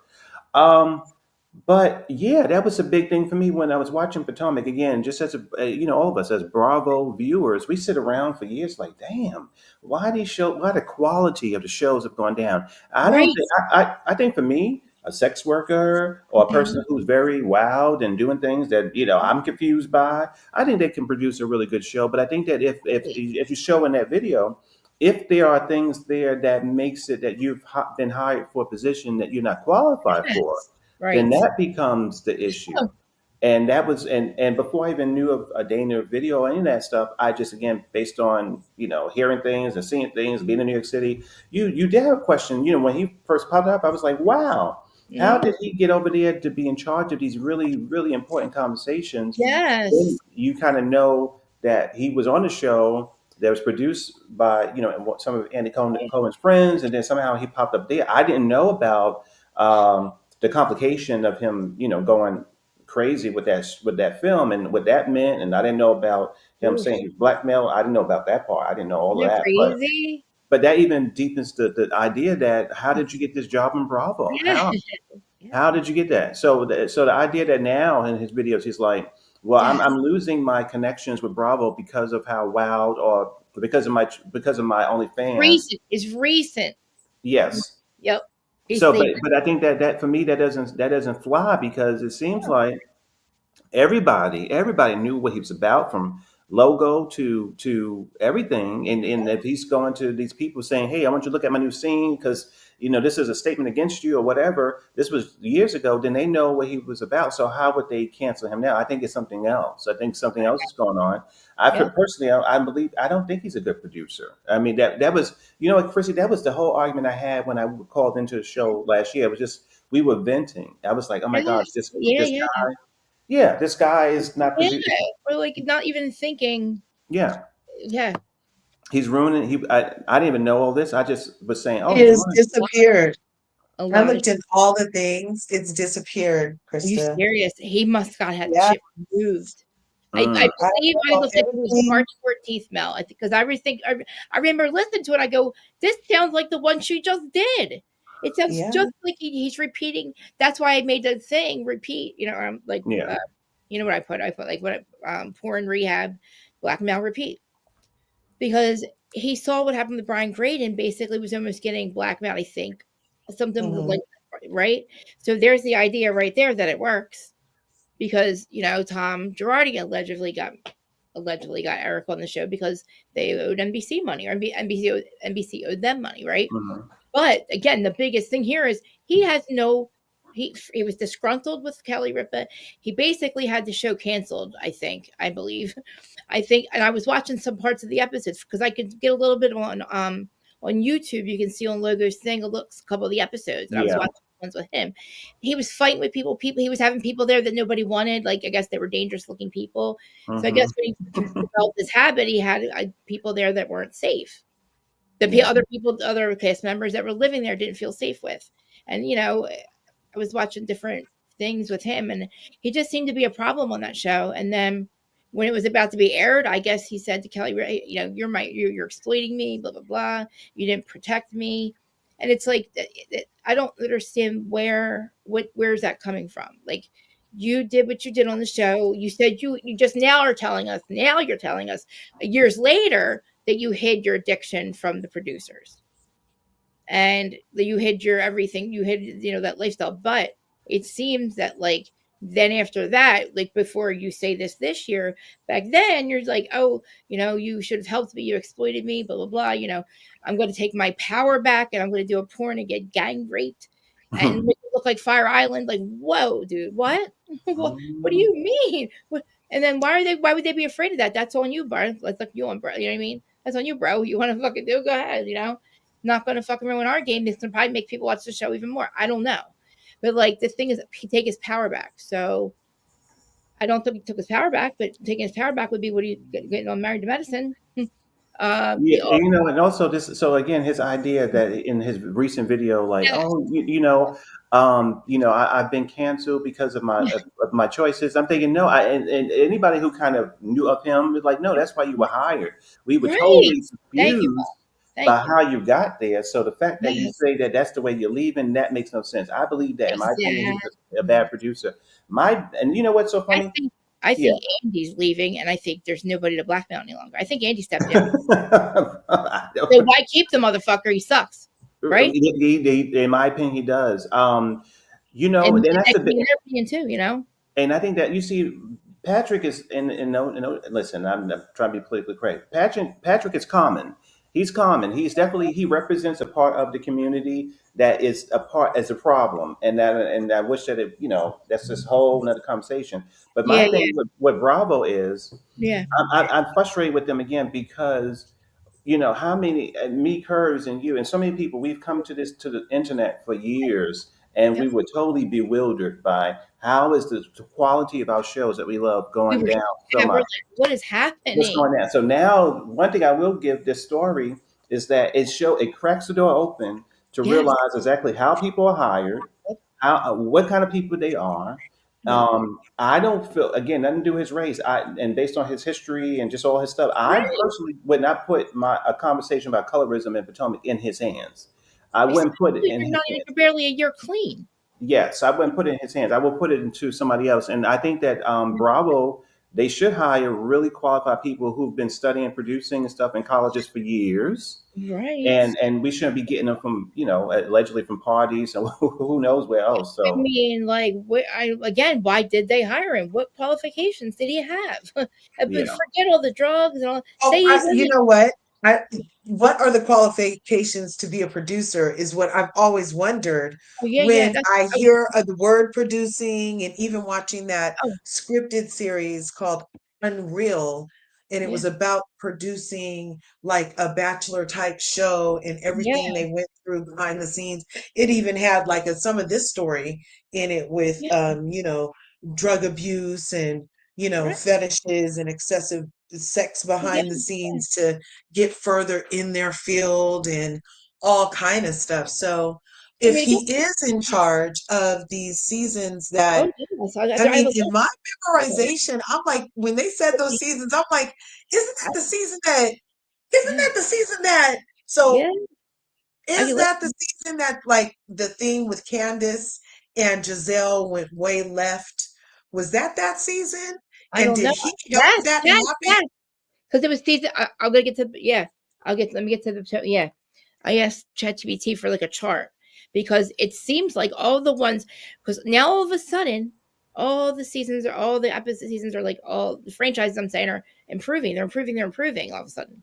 It's like, we got rid of people. That Eric guy, remember, allegedly Eric was lurking around the Bravo sphere.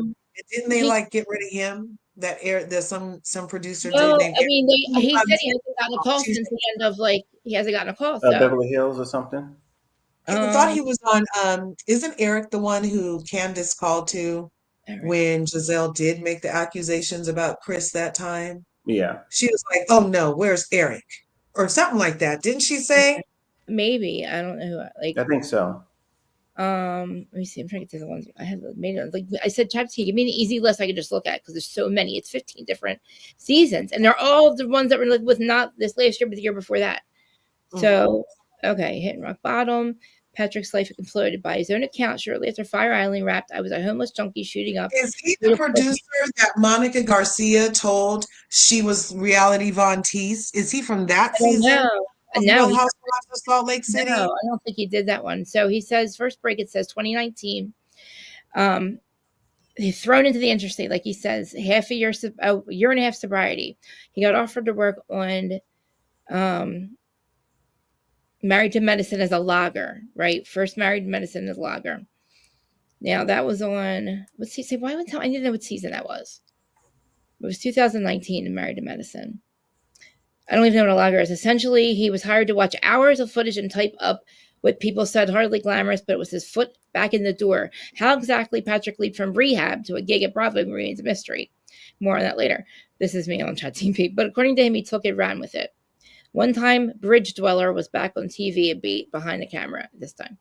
So Patrick proved he had a knack for reality TV. So by his fourth show, where's just like a fucking list? Just a goddamn list. Married to Medicine, 21 to 2023. Supervising producer. He leveled up within 1 year on 2020 to Married to Medicine to, supervising producer. Then he went to Vanderpump Rules, Real Housewives of Beverly Hills, and Real Housewives of Orange County. Where's the seasons? Where's the fucking seasons at? Steve, I need just the seasons here. His IMDb is completely scrubbed of any of it. There's nothing on there at all. Transcript of his. You know what? I'm just going to get it again. But it's a lot. It's like Married to Medicine, Real Housewives of Potomac. I probably have a list in here. If in 2020. Did I send it to you or no? Oh, that's Fire Island. You know what? Give me a second. I'll try to find it. Because I just need an easy list. Because we can go down the list. I asked ChatGPT for an easy one, and then I thought I sent it to my notes, so it doesn't seem like it did. Are you guys talking in the chat though? I mean, it doesn't make any sense that he is. He's a Belgian. I don't know who that is. I mean, honestly, he was just literally in a video with Garcelle. Like, he was really close with Garcelle and everything. So, I mean, I'm not. The problem with me is not that he was not that he was like a drug addict or anything like that. That's all great. I'm glad that he got help. But how? And if you want to give him a second chance, but why would you give him this much of a chance? Put that much in his hands. It's a question. It's definitely a legitimate question to see how, you know. The dates. Sorry, I thought. But yeah, I can't find them real fast. But that's okay. No, I think that last year, when I was 2024, is when I looked at Giselle's social media, and I think 2024 last year, KANDIS was there, and I believe that was not the season where she was talking about the rumor, but it was a season when NECA was there, and that was one of his seasons. I saw the picture of Giselle and him on her social media. You know, they were in a vacation or somewhere. So he was there again. But I remember so clearly, Chrissy, I was complaining. It was a lot of us complaining, and we was not complaining about him. We were just like, what's going on with our shows? What's going on? What's going on? And I was going to her social media, and I saw his picture on his Instagram. And I was like, oh my gosh, Patrick is one of the producers. Oh, no wonder this show is da-da-da. And that was when I was going down that rabbit hole. But the thing that I was saying too is that he seemed to really enjoy Giselle, because Giselle and him was, so connected. And so again, that was just when I was like, oh, no wonder she's been protected. Again, this is all hearsay, but that was just what we were talking about. Now to hear that he maybe was not qualified to get in this position. No, not at all. And then maybe when people are now saying, oh, well, wasn't the shows better about 7 years ago? Well, maybe there's a reason certain shows were better when they had better producers, people who knew how to do it. So I think that my biggest thesis or biggest statement to Bravo is, now that this kind of door has been opened, please go back to the table, check your other producers, check the other female or guy or whatever producers to see, have you got them there as a favor? Have you put these people in position that are ruining our shows? Because I think that's the only thing. Patrick himself, he's common, and all he represents to me is somebody who maybe got a job that he wasn't qualified for. And I think that because listen, there are directors in Hollywood, Curves and Chrissy, who and female or male, who are just terrible people. I'm not talking about crimes, but just messy and cheating on people and all type of stuff, but are brilliant at what they do. So I do believe you can be brilliant at your job, but not really as a good, have questionable ways as a person.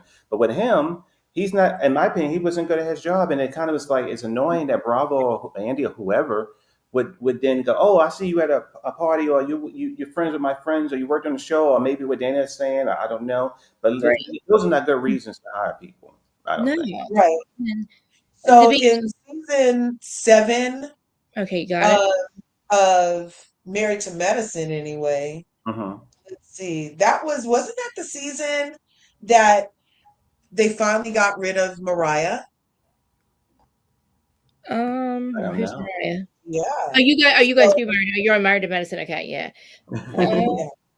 I mean, I asked ChatGPT the house construction. Scott functions as a single father while Contessa was on the road. Medicine.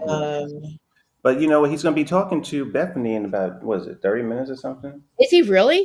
Yeah, I mean, in about 20 minutes, he's going to be on Bethany channel. The notification is she's going to be interviewing him about his time. It's going to be more key.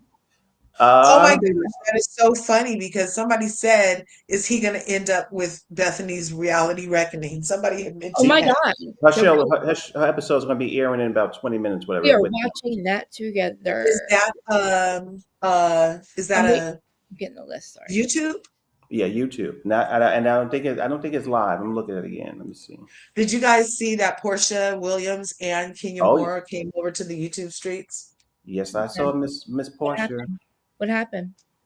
They both got YouTube channels. Yeah. You mean we're just talking about nothing? What are they talking about? Nothing, or the show? Well, Portia's trying to explain her side, and I feel like that's because Simon has that cease and desist her specifically for Bravo, NBC, and the show. He didn't say nothing about YouTube. So now she gets to come over to YouTube and say what she really needs to say, y'all, and get paid to do it. And he did get deported, you guys. That ICE thing happened and he got deported, and he gets to keep all of his assets in the States, but he can't be here in the States. Yes. He can't be here in the States, but he gets to keep his assets here? You're right. Normal, or is that so? How's he get to him if he's not here? Well, no, like he gets to still own the house he owns. He gets to own whatever.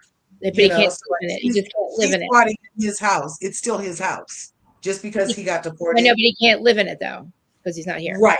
So that gives him all more reason to sell it. But okay, good. Okay. Yeah. But you know what? That what's her name? Portia and Kenya.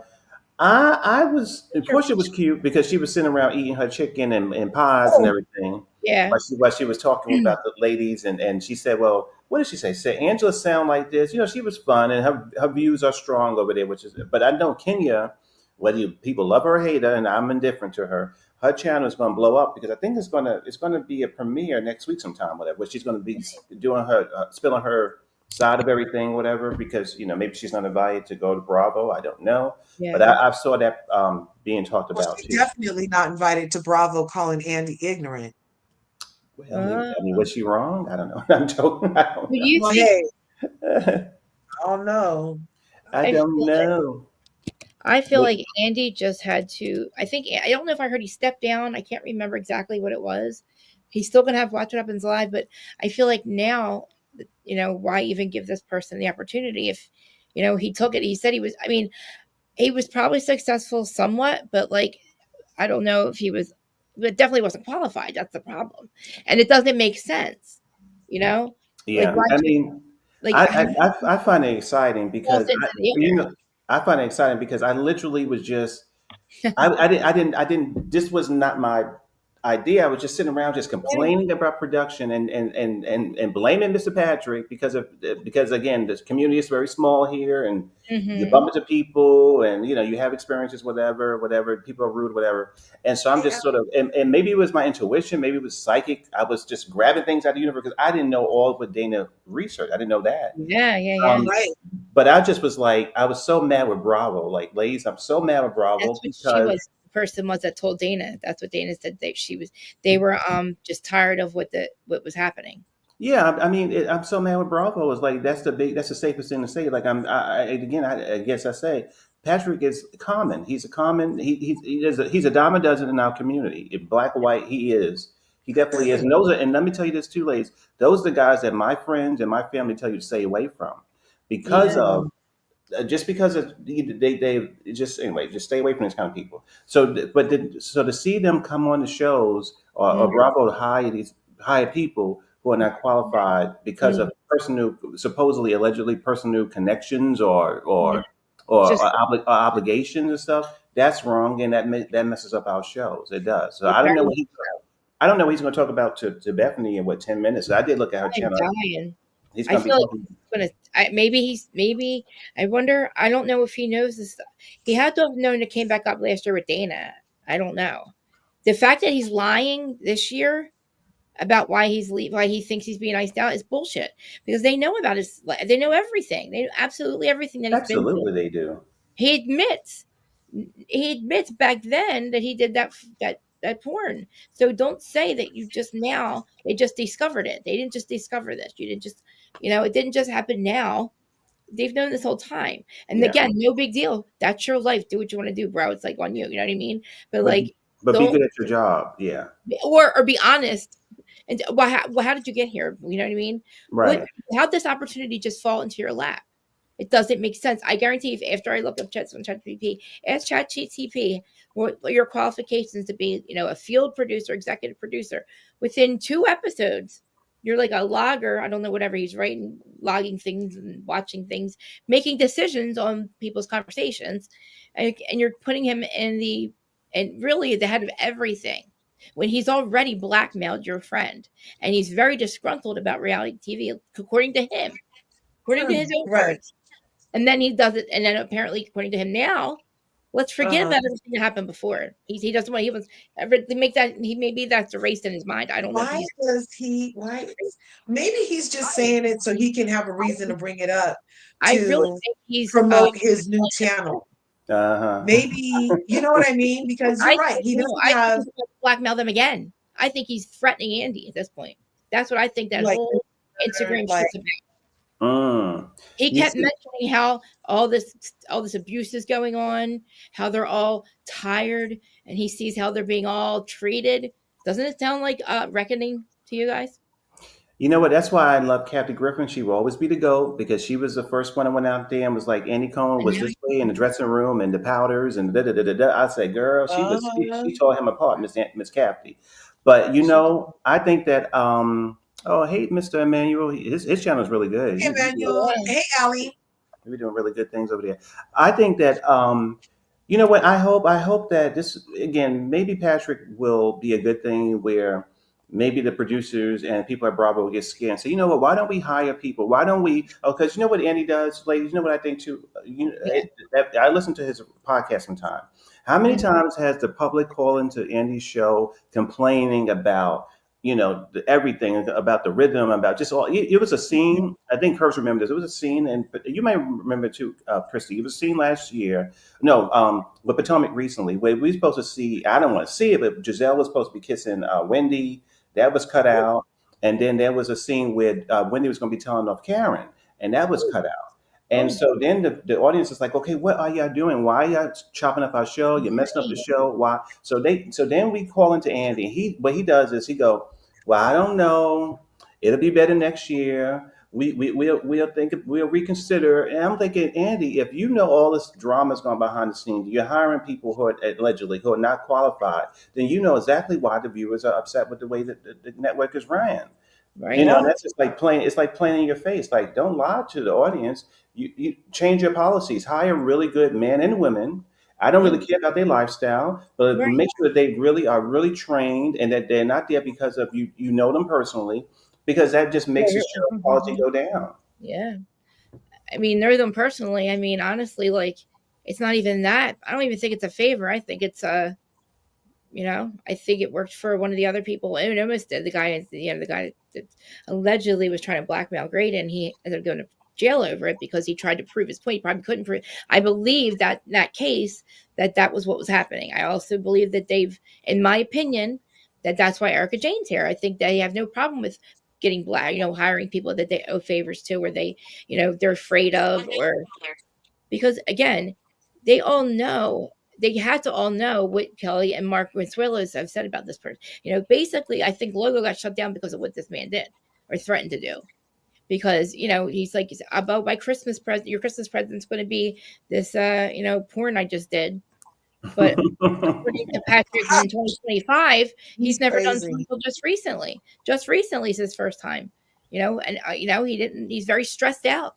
And it's his, work balance. But now he's going on Bethany all of a sudden. And also, he sounds now, if you re-listen to what he said this year, it sounds a lot like what he said before he had all these 5 years of super success, according to him. All of a sudden now, again, it's like in his eyes, history's not repeating itself. But again, history's repeating itself. He's complaining again about something to do with him being exploited, or they're exploiting people. They're Kyle, and he's not saying Kyle's name, but we know what he's talking about. All this, he's literally complaining about what happens on reality TV. And what I noticed is that he said at the beginning of his video that I think I watched on Kempire when it first came out, when it was first broke, that little video that he said, well, I haven't heard from them, and my mind instantly went to, and somebody should ask him. Hopefully, Bethany will. Patrick, if you did hear from them, would the public be hearing about what's going on behind the scenes now? I doubt it. I think that if basically, it sounded like Bravo got tired of him. They used him up. They didn't want to deal with him no more. He wasn't worth anything no more. He was a bad producer. This is all my opinion. And so they discarded him, just like, that's what they did. So now he's like, oh, well, the way I was, the environment was toxic. Well, you heard Bethany last year, 2 years ago, said that there was some toxic things going on. Why didn't you come out then to talk with that whole movement? You only did it because you were not, and they weren't dealing with you anymore. Right. So your opinion. Yeah, your opinion doesn't weigh. Again, he's common. I think that for me, It's self-serving. it's very basic. The ends are very self-serving. I also Right. think he has some information on the he said the face of the network. We know the face of So the is that Grauman guy that No, Dana that's was talking Andy. about? Andy is the face of this network. Yeah, Bravo he is, yeah. Mm-hmm. He's the face of Bravo. Yeah. In my opinion. He also mentions Clubhouse. He mentions things that happen there and with that person. I really think this Bethany thing, holy crap. I think he's going to try to retell a story he's already told to Mark and Kelly, but now it's going to be towards NBC, or now it's going to Andy or whoever. And I think because of where he's at, I think he has some dirt. You know what? And I think that's why Andy maybe we keep asking why would he do it? Why would he do it? Why would he do it? What if he was so upset at the GR that allegedly happened to him, the gang rapes, right? That he and all of that he finally got back in. And what if this was his plan all along, was to from the inside get even more information so he could bring down the evil maniacal machine? And it just so happened that Bethany has had the reckoning within the same amount of time, and so now he'll be able to stop them from hurting other people, because it really did traumatize him. Even if he was like into a lifestyle, nobody wants to be GR'd by freaking a gang of people. And no, wait, Curves, but that video he made it himself. Yeah, that and so and some guys, like I was saying, some guys like him, work out. I mean, what can I say? Just guys like you can look him up. Guys like him with his problems, his mental health problem. They go to clubs and events. And again, I don't want to shock you ladies, but they go to clubs and events, and then they end up, just talking to people who they don't even know their names. And then they go, well, they use this word, let's make content. Let's make content. And then they end up, and that's what that video was about. It was, the consent of the guys. Again, I don't know the players that way, but most guys in that little bubble, they make content that is very extreme. And that was for I think Treasure Allen or whatever it was, but that was yeah, Miss Kurz. I don't want to blow it. Look, you know what I would say this? I'm a gay black man living in New York City. I'm definitely not wild and crazy and nasty and messy and all the problems that this guy got going on. I'm not that. But I'm not that. But you definitely, I'm grown, so you definitely hear the other lifestyles going around. You definitely get it. Sure. How should I play this? It's going to be on 1 minute. How should I play it? Should I just put it behind us? This looks good. Yeah, we can hear it like this. Leave it like this. Yeah. It's not too loud or anything, right? I don't think so. Okay. Because all right, I'll turn down a tiny bit. That was nice and clear. Okay, good. Well, here comes the surprised that YouTube let you play it.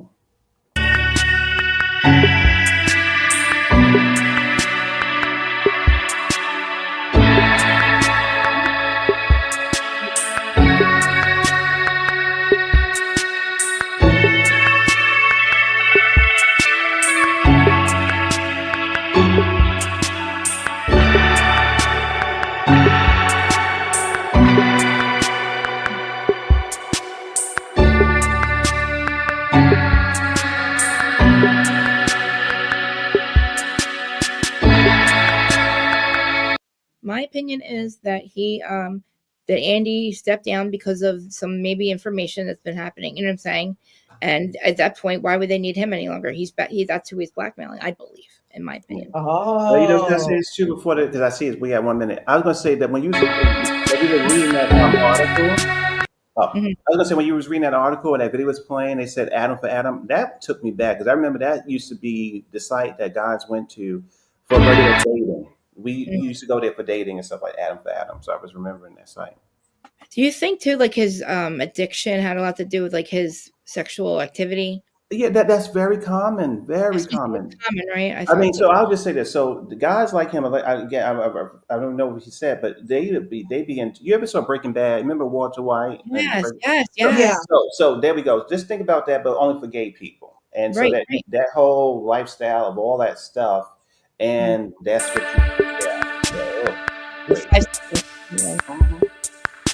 This is Bethany.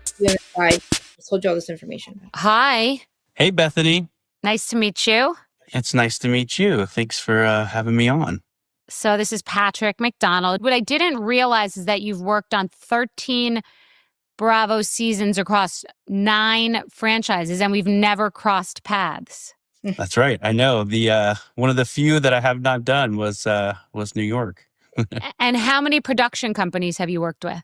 Oh, gosh. Most of the shows I did. So I did Housewives of Atlanta, Potomac. I was doing a lot of the East Coast shows with Truly Original before I moved back out west and started doing a lot of Evolution shows, which is Beverly Hills, Orange County, and Vanderpump Rules. I was sent a video that you did that you posted. Was that on Instagram?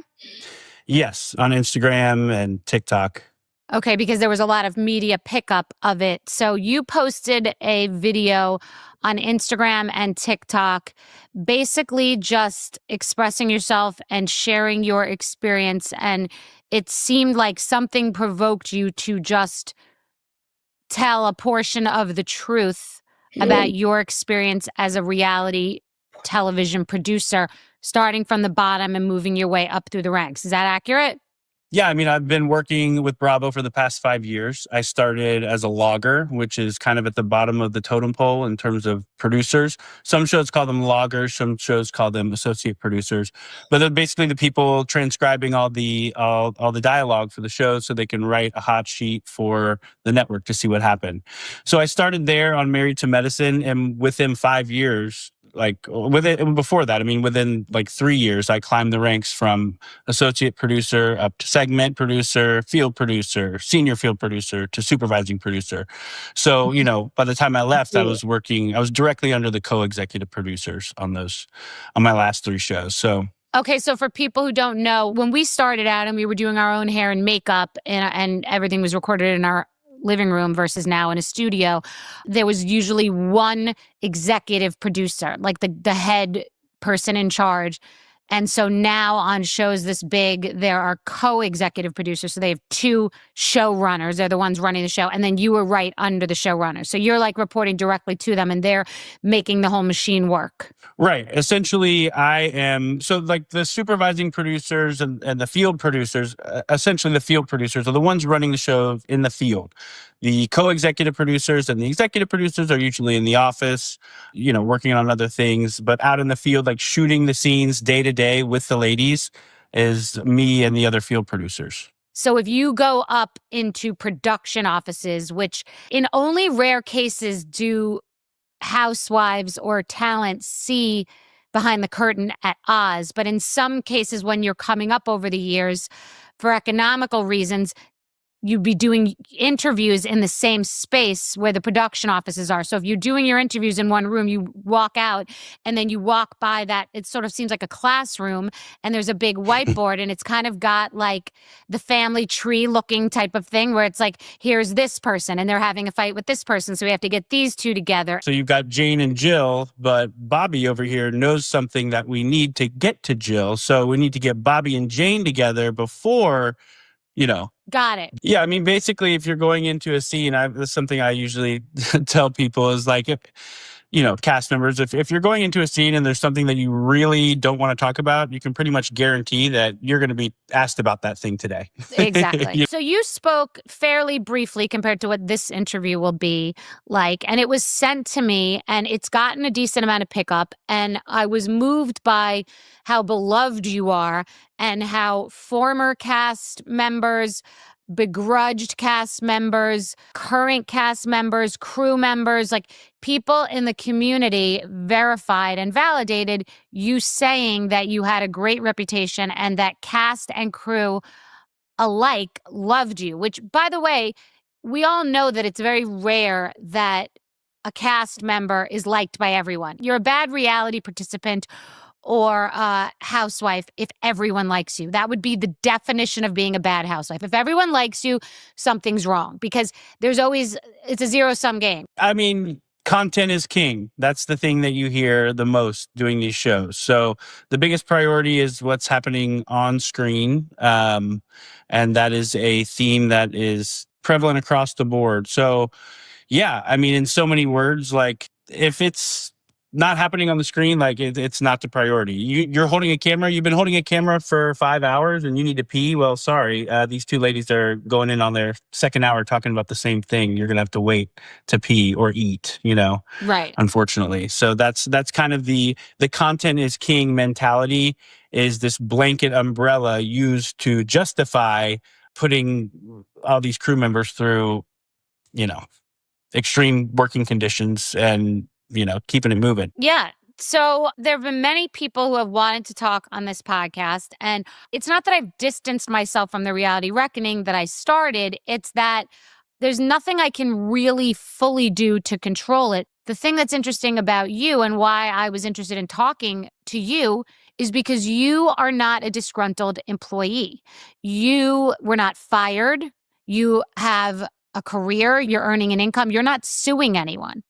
So you are just expressing yourself, which is courageous, because like me, there's no upside to you doing this. Like you're doing this because you'll tell me why you're doing this, but from my viewpoint, you're doing this because you just think it's the right thing to do, which is courageous because so many crew members have reached out to me and you're a crew member, which makes this drastically different. You didn't monetize in the way that a housewife did. You didn't make millions of dollars. You're not begging to come back. You are a crew member. And I talked a lot about the crew members because they are invisible and forgotten. And many people feel exploited in the crew community, but they don't have a voice because they don't have the same value. And that became really prevalent during the strike. Because during the strike, everybody was out of work, but housewives can make money doing other things and be home doing Zooms. The crew really could not make any money, and they also didn't have a voice, and they were desperate to get work again. Well, yeah, I mean, obviously the reality reckoning happening a couple of years ago definitely started this conversation, and I think that, I was working on Vanderpump Rules in the midst of that happening. And I will say, just from the vibe of the crews and the people that I worked with, because like you said, crew members and people behind the scenes don't have as loud of a voice. Their voices weren't being represented as loudly in that beginning of that movement. You had a lot of big cast members coming out and speaking of their mistreatment and the things that they went through. And I know you said, you talked to some crew members as well, but even still, I just, because those people aren't known, their voices aren't amplified, it kind of gets lost in the sauce. So I feel like at the beginning of that movement, maybe some of the crews, producers didn't feel as represented in that at the beginning, so because they weren't seeing their stories kind of being talked about and the things that they've gone through being talked about as loudly and as prevalently as some of these Bravo celebrities. But they're there. The stories are there. I mean, like you said, I have been so blown away and overwhelmed by the response that I have gotten since I posted those videos. I'm talking hundreds and hundreds of messages from crew members, producers, cast members past and present, like you said, thanking me for saying the things I said. Thank you for saying the things that we've all been wanting to say for years, but haven't been able to because we need to work, Wow. So okay.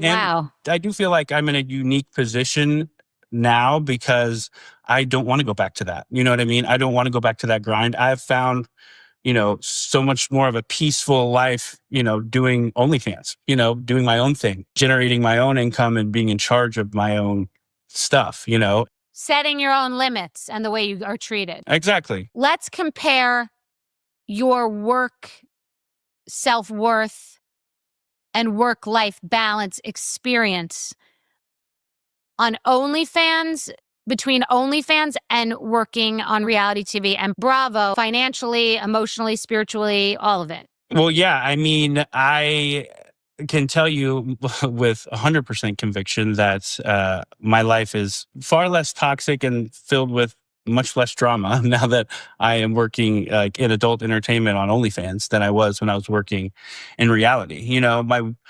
like I said in the video I posted, on most of these shows, you're working like 6 days a week. You're shooting 5 days, and then a lot of times on these shows, there's a 6th day, which is spent in the office looking at that whiteboard all day. So you got a Sunday off, to get your laundry done, to get your errands done, and get your life back together before you're shooting the next day. My life is completely different now. I spend months at a time traveling to different countries to film for OnlyFans, and most of the time on these trips is spent enjoying myself and having fun, and maybe 15% of the time is spent filming, and working, editing, doing that kind of stuff. So the work-life balance is just completely different. I mean, in terms of my mental health and my peace and just my general happiness and enjoyment of life, it's night and day, Night and day. I feel like I'm working on those shows. I mean, you are living for that show. For those 3-4 months while you're in production on a Housewives show or a Bravo show, I mean, that is your life. So let's talk about the quality of the work, the actual work, and the morality of the work. What about the actual work, what you're doing? How do you feel about it? I will say that I feel that reality TV is far more invasive than adult entertainment, than OnlyFans, and I'm having sex with people, you know what I mean? And it's that is much less invasive to me than some of the things that I have been behind the camera for, filming for these shows, You feel more morally compromised on reality television than you do doing adult entertainment? 100%. I mean, I don't feel morally compromised at all doing adult entertainment. It's the most humanly natural thing a human can do is to have sex, right? So I don't think I don't feel anything immoral about what I'm doing on OnlyFans. But yeah, there were definitely some moral dilemmas that I experienced in my later years at Bravo, for sure. What are the biggest moral dilemmas you faced doing reality television? What were the moments where you questioned your own integrity? I don't know if it was me questioning my own integrity, but questioning what it is we were all doing as a whole. I don't think it was one singular moment. I think it's been a journey of me getting there. I mentioned in the video that I made, I think at the beginning, the first couple of years, I was blinded to the toxic environment by my excitement to just be there. I was a Housewives fan. I've watched it for years before I started producing these shows. And it was fun, to oh shit, I'm in here, oh, we're stirring some shit up between Kandi and Sheree, you're having a good time. And then, as time goes on, you're oh wow, this is really taking a toll on this woman here. Or this, just seeing how absolutely spent my colleagues were, and barely even being able to stay awake at times on these cast trips because they're so exhausted. But I will say, in terms of the content we were shooting, the first time I kind of paused and took a step back to myself internally, was whoa, wait, what are we doing here? Well, I would have to say was during Scandal, with that reunion with Rachel Leviss. Fascinating. Yeah, that was, I produced both of the Scandal seasons of Vanderpump Rules. I did seasons 9 and 10. And so my first season was season 10 when that big scandal broke at the very end. And it's so funny because, I worked really closely with Rachel that season about kind of finding her voice and stepping into her own. This is kind of she's coming out of her relationship with James, and she's now a character on the show on her own. So she's not part of this couple anymore. So we kind of talked a lot about stepping into her own power as, as an individual on the show. And we really leaned into that a lot. And she had a great season that year. During production, that was Raquel's season. Everybody knew it. Everybody was talking about it. Oh my God, look at this. By the way, going into that season, that she was the highest rated cast member in terms of market research. Wow. Coming out of season 9 and going into 10, she was the highest rated one, more than Lisa. Oh, what a fault. What a demise. Yeah. And so, and even after we kind of got to the end of filming, it was Raquel really gave us a season here, and she was kind of having a hero arc, actually. Wow. And then a few weeks after we wrap, of course, we all know what happened. But yeah, that was a fascinating thing to be a part of and to witness.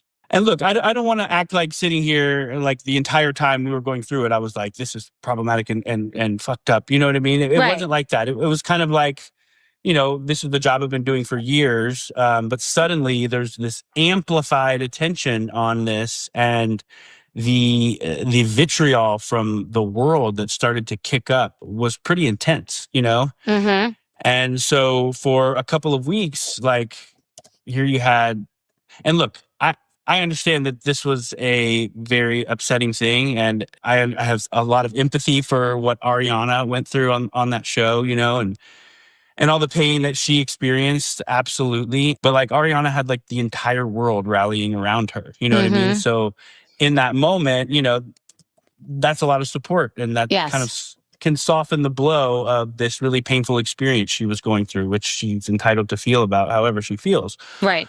But then on the flip side, you have Rachel and Tom Sandoval, who are suddenly like the most hated people in America. And so for weeks, you're building up to this, like amping it up, of this vitriol towards them. And then we get to this reunion where, I mean, they, and specifically Rachel got annihilated, So I spent that entire day with Rachel, that reunion. We met super early in the morning, went and shot like a one-on-one interview with Andy.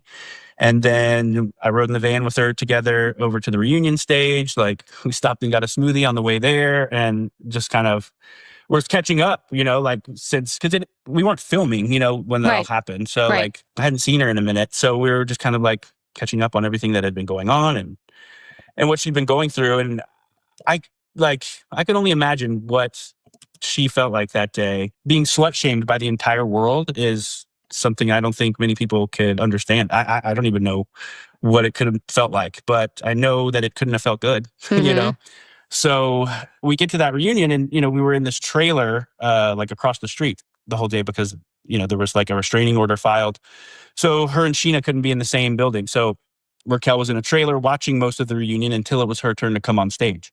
So it was such a wild experience because it felt like I was like sitting there with someone, and you're like watching a Housewives reunion, right?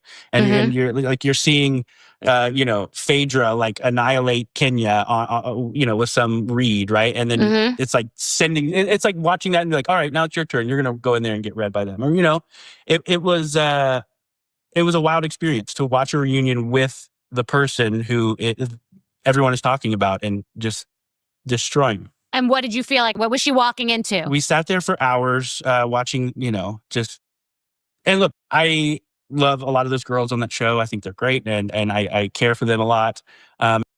Everybody was really upset that day, and at that time, it was a moment of pause, Yeah. So I'm sitting there with her for hours watching everyone trash her, and then it's like, well, all right, let's walk on over. You ready? It felt like I was walking her into a firing squad, like we were walking the Green Mile to her execution. And then sitting there and just like watching her get just destroyed for, making a mistake. I mean, look, they made a mistake, which I think is the most human thing we can do. We all make mistakes. So I think it just like the sensationalism of it all just kind of folded in on itself, and like everyone got so amped up by it, and the cast got amped up by it. And then the more attention the show got, it was just like, it was at a level like 100, And so you get her in there, and I mean, I'm sorry, but to be called subhuman and to be told that you should be fucked by a cheese grater, like on national television, I know. I think is pretty unacceptable and disgusting. But I'm pretty sure 10 years from now, when we look back and watch that reunion again, I think people will look at that with a different set of eyes. I think when Rachel sat down, when she walked into talking to me, 100% of the country hated her. Now I think probably 50%. Like because people have said to me on the street, oh my God, because I have the chills. I have no frame of reference, and people criticized me for interviewing her when I wasn't a fan of the show. I hadn't watched the show. I saw that and I thought, am I insane? Like, did she kill someone's mother? Like, she was annihilated and emotionally abused. And when she tried to walk off the reunion, she was told to come back. Yeah.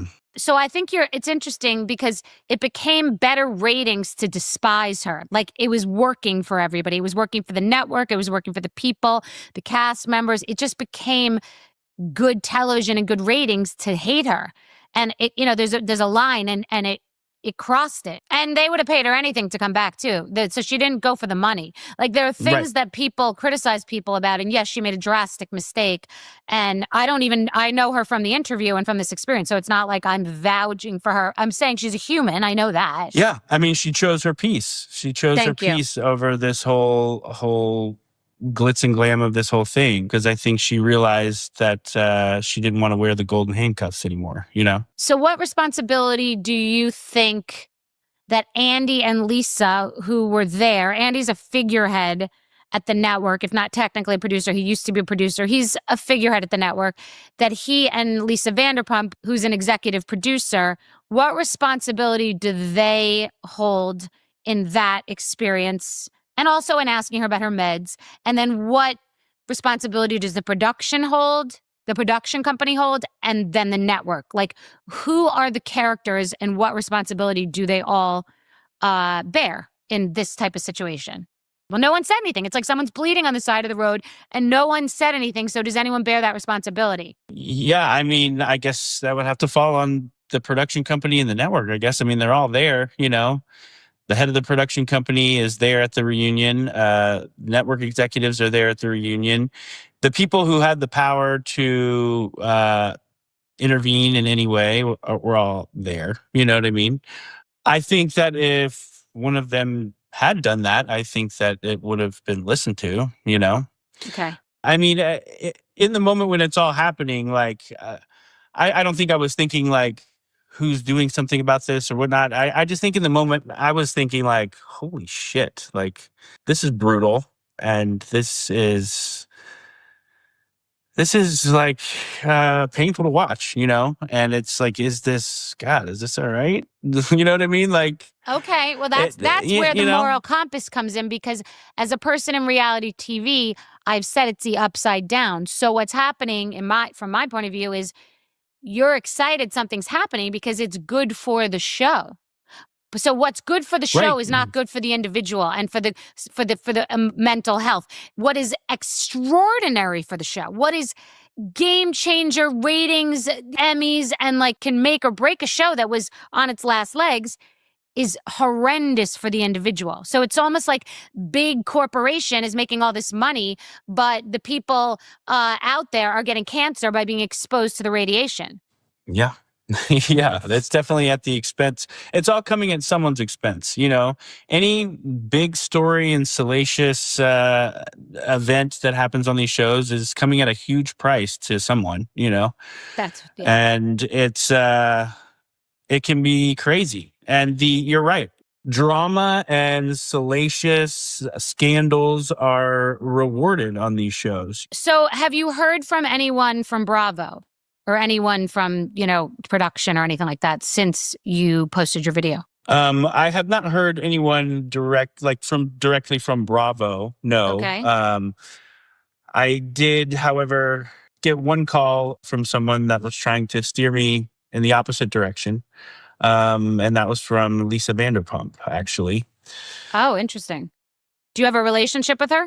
Well, I worked with her for 2 years. I produced 2 seasons of Vanderpump Rules. We always had a really great working relationship. We weren't super close or anything, but, always had a great relationship. I haven't spoken to her since we wrapped season 11 of Vanderpump Rules. And then over the weekend, after I posted the video, I got a call from Lisa. And I mean, I really hate to say this because I'm very disappointed by the call, but in my opinion, she was calling to manipulate me and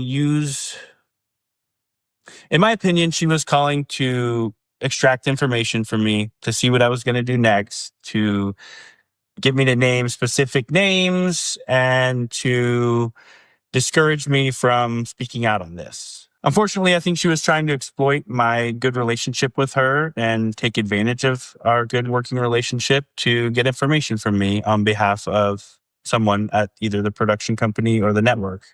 I know she's very close with people at the top of the production company and the people at the top of the network. What's bad for Bravo's business is bad for Lisa Vanderpump's business.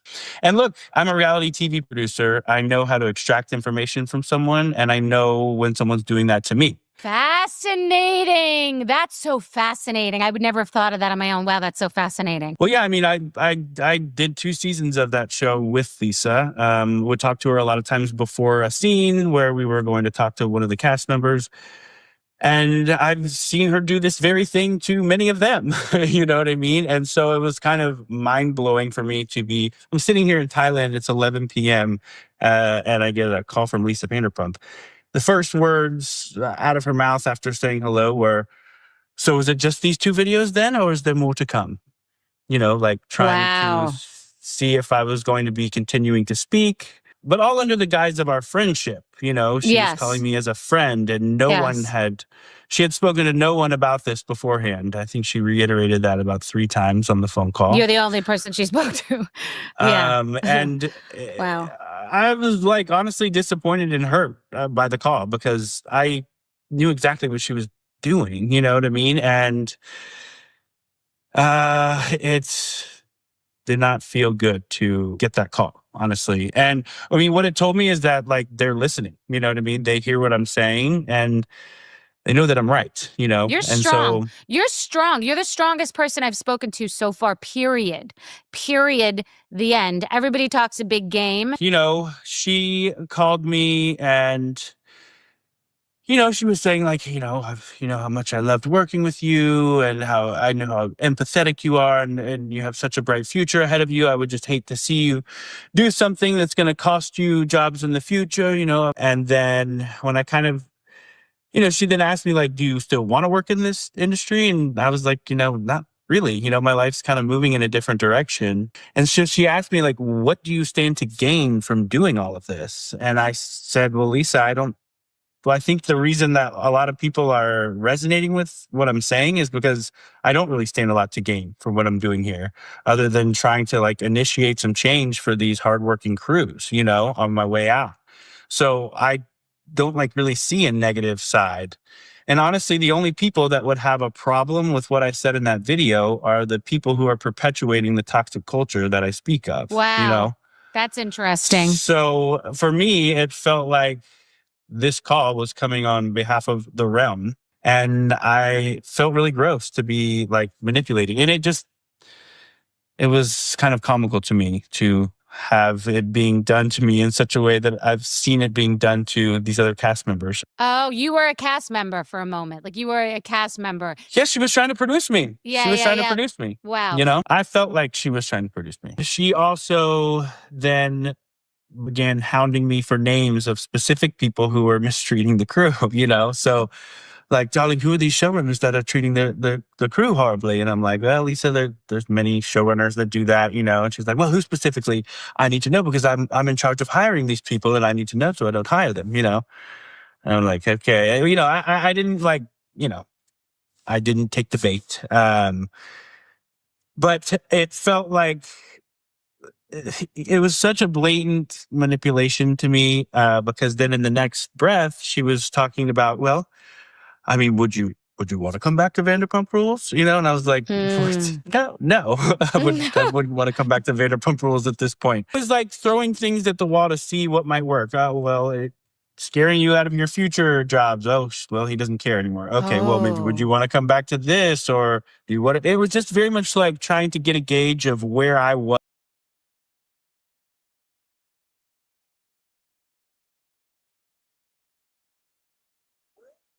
Hello? Can you guys hear me? I'm still here. I think I'm still here. Uh-oh.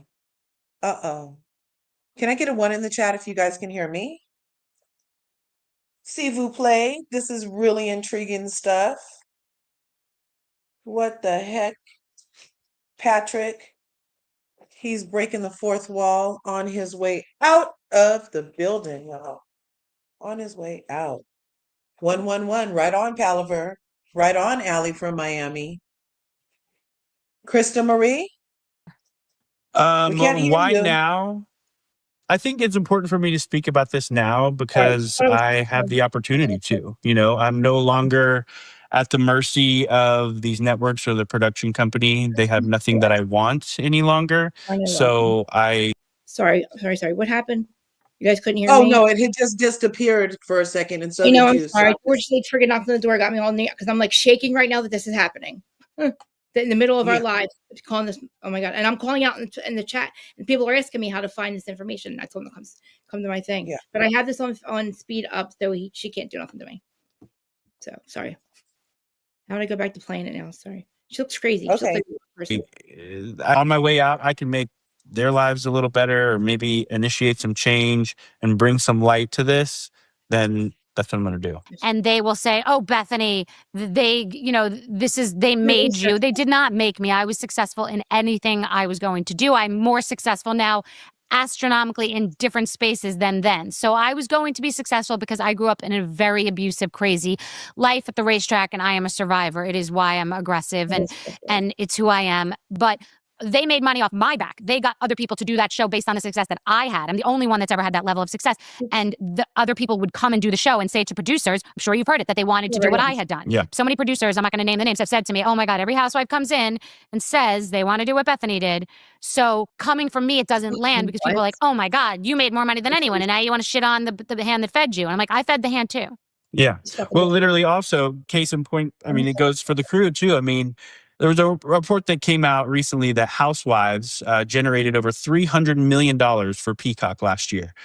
All while the rate of pay for producers and crew members has gone unchanged for like the past decade. You know, There's been no increase in the rates of each position in so many years, while the network and Peacock is raking in millions and millions and millions of dollars. How about putting some of that money in the cameraman's pockets, who is literally carrying the show on his back, or putting those in the pockets of the producers who are working day and night to bring these stories to life? Maybe compensate them for some of the work they're doing and maybe start treating them better. Well, here's who has reached out to you, which is interesting because, like I said, I started this by saying it's remarkable that people who are currently on the show would say something to you. So there's a shift. These are the people that commented publicly. Crystal Kung Minkoff, you were a shining light during very challenging experiences for me. Miss seeing you on a daily. Heart. The real KANDIS, my darling Gaga, you shine for all of us in a world that is sometimes dark, twisty, and convoluted. You are a light. You are brave. I love you so much. And then she said, reality TV cast and crew need a union. Full stop. Thank you for saying the quiet part out loud. Vanderpump Rules, co-executive producer. Love you and loved working with you. Unbelievable. Sharice Jackson Jordan, Potomac, happiness over everything. You're such an amazing person and by far one of the realest producers in the industry. Wishing you the very best. Robin Dixon, Potomac, I love you, Patrick. Jason Augustine, who's an audio mixer on Winter House, said, absolutely loved working with you. Thank you for saying all this. I wish you the very best in your endeavors. The whole industry needs to be unionized. Lauren Fluker, segment producer, 2 seasons, Real Housewives of Atlanta. Also Beverly Hills. My mentor, I'm going to cry. My mentor, my friend, I love you. And as always, I appreciate your transparency. I so hate that it came to this because your passion for any project or show you take on is truly aspirational. I've become a better producer and person under your tutelage and with your advocacy. We see you. Thanks for sharing. I love you. And then last, DP and head of camera department, Vanderpump Rules. Patrick, I consider you one of the best producers I've ever known, but more importantly, I consider you a friend. So while we may be losing one of the best producers out there, I'm just glad you found that work-life balance so many of us in the reality TV industry are constantly chasing. Love you, brother. Those people will have been reprimanded by now, and I give them a shout out too, because it's courageous even to like and comment on your video, which they did, which speaks to you and why we're talking and why so many people have reached out to me. But I wanted to talk to you because I felt that you had the best intentions with no agenda. Well, thank you, Bethany. I do appreciate that very much. And I appreciate you inviting me on to talk about this and to continue this conversation about this mistreatment that's clearly been going on for many years now. Like you said, you started doing this like 2 years ago. And I'm glad to see that people are starting to talk about it again, and that it's starting to come back up. Were you nervous about talking to me about it? I'm flattered and grateful that you chose to talk to me here about it. Because I don't really talk about this stuff that much, often. No, I wasn't nervous to talk to you at all. I mean, you've been in it, you know what I mean? So you get it. So, you know what I'm talking about. You've seen it. So, Listen, you should be very proud of yourself. You should feel strong. You should feel honored that you're speaking up, that you're living in your truth, that you're doing what you want to do. It's very hard to speak up. These are very powerful entities that are layered and tentacles, and they will, this is extremely courageous. I have to say this to you. This is extremely courageous. Like I said, I recognize that even the people commenting, they're not in my financial position. They don't, they don't have a nest egg. This is extremely honorable and courageous, where people live paycheck to paycheck. So that I would like to say. You are a class act. You are honorable. You are honest. You are courageous. You have no agenda. You have the best intentions. People love you. You're beloved by cast, by crew. You are respected. I'm really grateful. So I thank you. Thanks, Bethany. Thanks for having me.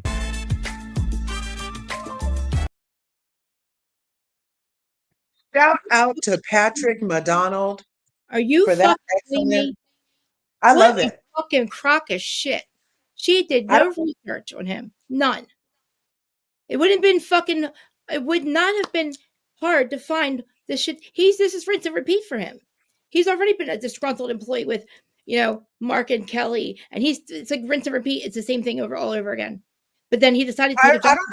I don't know. I feel like even if it is rinse and repeat, he also still has a point that things need to change for production. Okay. The way that people are treated is messed up. So two things can exist. Right. But don't say it's because they're icing you up because you did gay porn. That's what he said first. That's not the case. Well, you know what? That was a dare. If you want to bring up the other time I did gay porn, if they want to bring it up, then they can. If they want to correct him. But don't say you just started. Don't say I just started doing it and now they're icing me up because of it. Tell the truth. If it's really because of these actual reasons, why would you ever lie then and say it's because you're doing gay porn? Now you're doing a reckoning. Now you're doing reality reckoning. Fine, great. All things are true, right? But he's also lying in the meantime. He didn't get the job because he was qualified. He was a disgruntled employee, like he is now, allegedly a disgruntled employee. Which I don't believe I don't believe anything he's saying. I believe he literally said he was waiting for them to call back. He was going to go back. So if you're so disgruntled again, why would you wait for a call back? You know what I mean? What do you sit around waiting for a call back? Thing. He's like either or. He was waiting for a call back while he was in Thailand shooting his stuff for OnlyFans. It's like, okay, he's been doing it since. And then when it didn't happen, he's like, oh, well, as a matter of fact, I don't really feel like going back to that toxic AF stuff anyway. I'd much rather stay here and make my OnlyFans content. Okay, well, then don't say it's because you just started doing gay porn because you haven't. They knew about it. You've been doing it. Why are you iced out now? Why are they icing out now? He didn't leave on his own. He said he got iced out.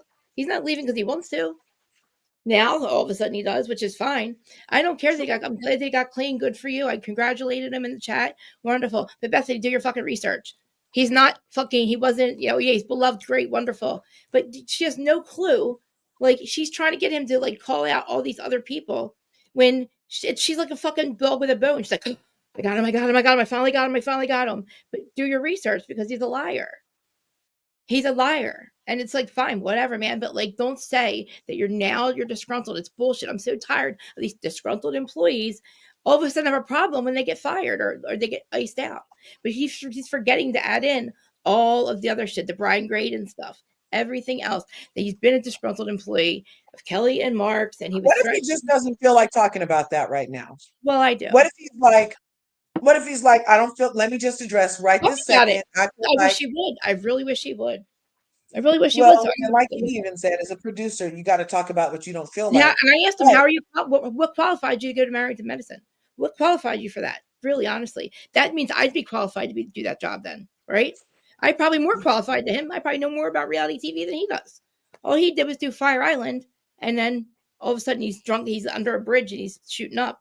And same as me, I was all drugged up too. But guess what? I got clean 10 years ago. Am I qualified to be an executive producer on one of these shows? Yes, I bet you are. I bet you are, girl. Exactly. See, I can do it too. I can do it too. But that's what I'm just saying. Obviously, that's not true. I can't, you know what I mean? There's no way they would just hire me as an exec. You know what I mean? It wouldn't. They did it with Erica, allegedly. I'm saying, whatever. It's the thing is like, don't go on there and say it's all these other reasons. Now it's like 3 different reasons now. First, it was like they're icing me out. Or no, wait, I'm sorry. They're icing me out because I started to do gay porn. And I decided to be honest about it. Okay, all of a sudden you just started doing it. Now they're icing. Now, then it was, it's so toxic. I don't want to go back there. So toxic. Now it's reality reckoning. Now he's back there. Now he calls up Bethany of all people, and she does no research as usual, like she did with Rachel and Tom. Bethany just say she called old boy. Bethany called him. Oh, I thought he called. Oh, I thought he called her. Yeah, she said a lot of people have wanted to come on her show, but she's the first one. He's the first time she called, I thought, that is because crazy. Of the story that he doesn't have nothing to lose. I mean, he's going to take down some people, which is fine. Look, he's either a genius. Look, I don't know if I'm extremely proud or like holy shit, man, you've really pulled this off, or I'm like, wow, what extremely the fuck? proud. You know why? Especially he blasted Lisa Vanderpump's ass right out the water. Right. And darling, look, I'm down with because everything he's saying, but I need him to be honest about the pay. Like, this isn't new news for him. He knew about reality TV. He said back then how toxic it was. He was like, oh, you're exploiting me and this is horrible and blah, blah, blah. Like, when he's the one having gay sex on television, which is fine. Do it. Do your thing, bro. Like, do the drugs, whatever you got to do. But like, and you think you're hiding it from the producers? I mean, are you still doing the drugs? I mean, I'm just saying, you're still doing the stuff that people, I don't know. I'm just saying. If he was, he is. I don't give a shit at all. I'm good for him if he can be literally a working, what's it called when you're on drugs and you're drinking and you can actually like function, like functional drug addict, functional alcoholic, whatever. I mean, it's probably easy to do gay porn when you're on drugs. And I'm not saying he is. He looks amazing. And I'll give you this. I want to watch. I just want to watch. That's all. I'm just saying. That's a whole other issue. I do too. I'm so naughty. I just need to watch this. I'm so freaking naughty. I'm so mad at him, but I just want to watch him. I just want to. But it's like I know, I get it, dude. I was like, just as like, I'm like, he looks so good. Is like, he I'm talking shit, short stroking? Is he bunny rabbit style, or is he like? Oh man, I think he gets it. And I think Andy gets it too. I said any rabbit. No, I mean anyway. I'm gonna see him give it. This is horrible, but I'm gonna see him just give it to Andy or something. I don't know what I'm saying. I wonder if the close of his contract. We're not blind. The morality clause, but the morality, they hired him knowing he was doing it. That's what I'm saying. So maybe what if make it okay. I'm just trying to make it okay for old boy to live his best. I'll get there. We can get to making it okay, but I need him to admit that he was blackmailing Andy, please. Like, I really do think. Well, but what if that was an NDA situation? So what if everything we said is true? What if everything Dana Wilkie discovered is true? What if everything you're alleging is true? Great. Right. But what if the only way he could get said producer job was to sign an NDA and not bring that stuff up again? So, of course, you're still honoring your NDA, Mr. Patrick. Why? And so on your way out, you're saying, this is the first time I've ever did this stuff. Yeah, I mean, because they don't like it. They don't like it. Denise Richards, gave her a whole damn show over it. Like, bravo. Yeah. You know what I'm saying? It's not what you're saying it is. And that doesn't make sense, sir. Please acknowledge that it doesn't make sense what you're saying at first. It's not because all the other people too do it too. So if we are looking at you, you're saying it's because you've done gay porn now, or you're on OnlyFans. Makes absolutely no sense with all the other people that are like less qualified, or I'm sorry, you're way more qualified to do it or to be a producer at this point in time than Denise is to have her own show. You know what I'm saying? If anything, they would want him. Like, I mean, look, honestly. But I just think the reason he had all these jobs is because Andy was still there. And now that they've asked Andy to step down, or Andy stepped down on his own, what do they need old boy for? Like, at this point, you fuck you, motherfucker. And now he's going to be like, oh, shit, well, you know what? I'm a disgruntled employee again because you said fuck me, basically. Then nobody knows. He doesn't know why they didn't call him back. After all the success that he supposedly had, why would they just stop calling him again? Just like they hired him like that and they just dropped him like that. Does that make any goddamn sense? You don't do that with people that are qualified. You literally can't just fire somebody. You know what I mean? You have to have reasons.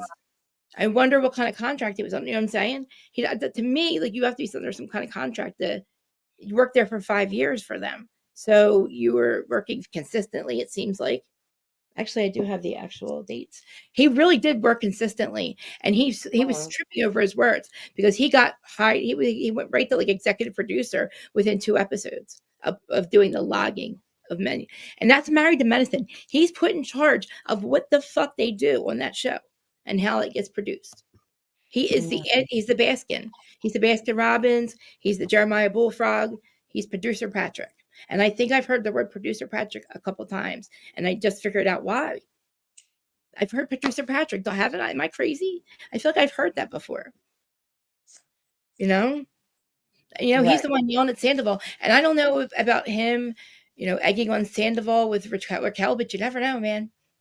Hey, oh my God, Coco Chanel, it is so bad. It's so deep. Basically, Bethany doesn't do her research, but that's a whole other story. I'm doing a whole story about this Patrick McDonald guy, right? Who happens to just be now alleging that he's being iced out by Bravo as an executive producer for 5 years, all kinds of producing jobs on all kinds of great shows, right? Out of the blue, he gets hired. Out of the blue, he gets dropped 5 years later, 2025. Prior to that, he was on Fire Island just as a reality TV person. Didn't know anybody in the business. No one guy got on the show.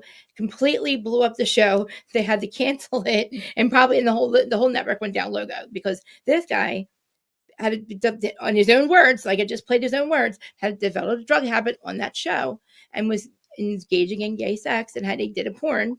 And it said Fire Island, but he did a porn with Fire Island, got gangbanged by like 13 guys. And he called it Fire something, basically blackmailing the producers of the show or creators of the show, which is Kelly Ripa and Mark Consuelos, who are actually best friends with Andy. So he goes from Fire Island, absolutely nobody living under a bridge, shooting up, in his own words, shooting up drug addict, to all of us, and telling Kelly, I'm going to release the tape. I'm going to release this porn I did, this gay porn I just started to do, right? This is 5 years ago, right? He gets hired all of a sudden out of the blue. Andy, Kelly's best friend, Andy Cohen, he gets hired to be a reality TV producer on Married to Medicine. And he goes up, up, up ever since. And now, 5 years later, after being an amazing producer on, I could list 13 different shows. Oh, I'm being iced out because I just started to do great porn. And now I'm a part of Reality Reckoning, which is failing anyway. But I mean, all things can be true. I can want to watch him have gay sex. I can be mad at him for lying through his teeth about this. I can be mad at him for not doing our fucking research as usual. Shay B. Wait.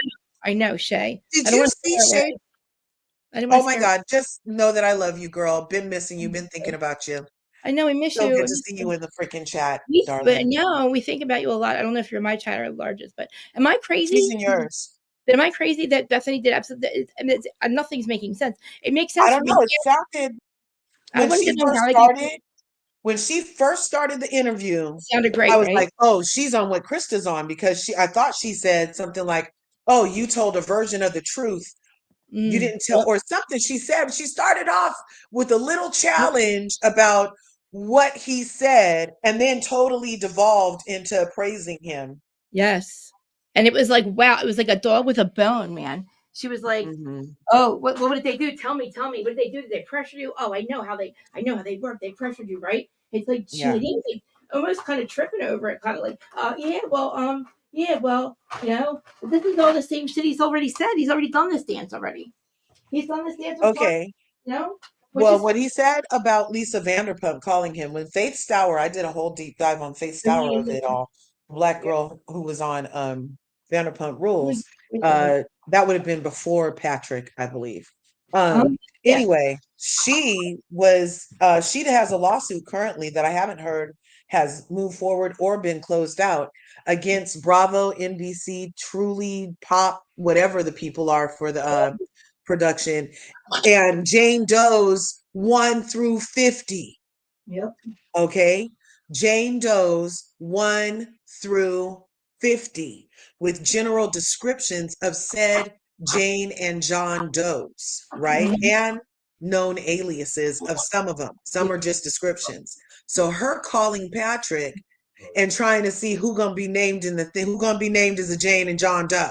That's what she was trying, because she's caught up right now as a Jane Doe with the Faith Stour case. And Faith Stour said she put it in her lawsuit that the people had called her, and from the higher ups, she including a call from Lisa Vanderpump. It's all in her suit. where they were trying to gauge her, offering her more stuff, offered her to come back, you know what I mean? But then ended up just using her again. That's why she ended up suing their ass. But that is part of the pattern that's established by people who don't even have to be disgruntled. Like you just left and you're the one who got like this whole narrative spun on Faith Stour. There's this narrative now coming on Patrick, even though Dana did the story a year ago. Sounds like the same one. Now, I feel like every freaking point Patrick has is valid. It's extremely valid. Valid points. It's convenient though. It's only convenient now. And it's suspect that how you came in to this field allegedly is not part of your reason for leaving. You're not telling us the whole story. Krista's right. Like start from the beginning, bro. Yeah, exactly. Start from the beginning. Why? How'd you get here? Yeah, something's up with that. I get it. Something's up with that. And he's doing a great thing. He got too many things from people in the, still there. Was he ruining the episodes purposely? Because that was the years. I forgot. Mel had pointed that out. That it sounds like amazing opportunities, Potomac and Atlanta. But Mel pointed out that was when we were complaining. Why is everything going downhill? Like what is happening? Why are they fighting each other all of a sudden? It seemed very and then now, and then Vanderpump with holy shit, with a redemption arc with Sandoval. Are you kidding me? Right. It's like crazy. And then I don't know, you guys are Married to Medicine people. I don't watch it, but I don't know what happened with those episodes. I actually do have the list. Well, I know season 7 is the year that the producer finally got excommunicated, allegedly by the rest of the cast. 7 and 8, I think. So 2020 to 2023. Where'd my phone? There was some. Maybe he just brings tumultuous times. Maybe he's like a energy siren, and everywhere he goes, kind of blows up. You know what I mean? Like he got to Fire Island, the shit blew up. He got to Married to Medicine, blew up. Real Housewives of Salt Lake City blew up. But it's not him per se. But maybe his energy facilitates the negativity. Yeah. Well, exactly. Fire Island blew up. They had a little logo fell down and went to a. Yep. They all sold all their I just watched a little bit on YouTube about it, and it's it goes from all the way back then, and then they just show little stuff now. But it's crazy that that's even the same person. But I just can't believe that we caught this interview. But it's crazy because he doesn't have to tell the whole truth. But I mean, he does a little bit. It doesn't make sense right now that you're bringing up all this past stuff, but you're not telling all of it. And a lot of it's really relevant to this now because it's you're disgruntled. You really didn't even belong here to begin with. But I mean, did they keep him because he was good when they got him? But then what happened?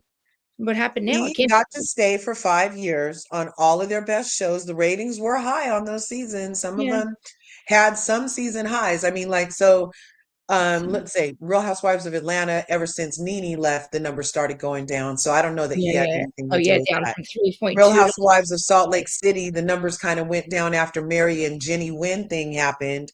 And then people didn't really appreciate Jen Shaw getting arrested. So I bet the numbers went down around there. So I don't know if it had even an effect on that. Real Housewives of Potomac, Garcelle, Giselle and the Green Eyed Bandits had been being an issue with Ashley Darby's forehead full of lies. Even prior to his 5 years ago. So that couldn't have been his fault. It was. Real Housewives of Potomac was season 8 and he was senior field producer. And Atlanta was 2020 to 2021. Potomac was 2023, 2024. So was that last season or season before? Yeah, that would have been season before last, right? Okay, so that was the one then. So was that the KANDIS left season? Yes. So maybe he helped her leave because he seems kind of compassionate even towards Rachel. He didn't like how Rachel was getting treated. And I bet he didn't like how KANDIS was getting treated unless he happened to be Giselle's producer and was making Giselle walk around sounding like a biatch that season. Yeah. I want to show you. Wait, and if I say when I click on the dates or when I click on the seasons, it tells me what he did for what his role was. Nice. Yeah, I'm going to see if I can do it in front. I can pull up with all of us because it's on my chat. Well, damn, and I wish I was listening better because he did say what producer does what. He's like, this is the producer is a blogger. The field producer does this. The other one's in the office. Yep. Oh my God, where's this thing at? Wait, I just got on here. Okay, today. You guys make sure you're smashing that like button, smash Oh the yeah, subscribe thanks guys button, for everybody and being. ring our bell. Okay, so Ring our bells so you can get notified when we upload videos. Thanks for coming through. All right, so. Oh my God, just go up, please. All right, so we'll start where Candy and oh God, Candy and the gang. All right, let me bring it. Now I gotta share it. Hold on. Let me make sure I got to it and I didn't have any. I really want to watch. This is just a side note, though. It's a whole other different show for me. Okay, so Married to Medicine, season 7, 2020. Okay, that was a logger, right? So it's so that's the person. He doesn't have anything to do except for to write down what was said, what was done. Okay, he said he went on to work behind the scenes. McDonald here it's not pulling it all up. I never fractured gig economy claims. Along the time, the producer Patrick McDonald claims his OnlyFans got him fired on Wednesday. Okay, we already saw this. I guess it's not going to tell us all of that right there. Sorry. Back to that. Okay, then field producer, season 13 of Housewives of Atlanta. Okay, which is like. Okay, so that was the season right after Nene closed her computer. So Nene was gone. So as soon as Nene left, the numbers started declining. That was the season that Kandi and Ken were initially flailing and competing for HBIC, and they both just ended up being co-HBICs. And the season was kind of awkward because Nene wasn't there, and they were doing. I don't know. Do you guys think that Patrick did that, or was that a Nene-driven thing? I think it might have been Nene. Well, in unison with Potomac, right? He's doing season 13 of 2023, where field senior, sorry, I can't talk, supervising producer on Beverly Hills. So which that was last season, not the one just aired. That was last. So that was, man, that was with Kyle. And see, he's talking so that was the beginning of Kyle and Morgan. Yes. Was that the beginning of Kyle and Morgan? It was like she did the last 3 seasons been about her and that would be not the one that just aired, the one prior. So yeah, in the middle, before we weren't allowed to speak about her. And he's everybody's secret going behind her back, talking about her, and the face of the show, the face of the network, I'm sorry, which we know is Andy. And then he's on then he goes to Orange County at the same time, season 17, 2023, supervising producer. He's producing a lot of shows at this thing. Was season 17 Noella? Was season 17 Noella? I thought this told us everything about it. No, that just keeps on talking about the most recent article about Patrick. Maybe, hold on. Maybe if I Palaver. Reset the goal and let you know. Okay, I'm gonna do it. I'm gonna reset it right now. God, I can't believe that interview came on. I can't believe he has no idea. I wonder. I don't know if I tagged him. I don't think I did. All right. So season 17. Start another goal. 17, Real Housewives of Orange County, season 17. Let's see who was on. I'm just gonna pull it up on YouTube and see what comes up. Season 17. 8 months ago. So season 17 is.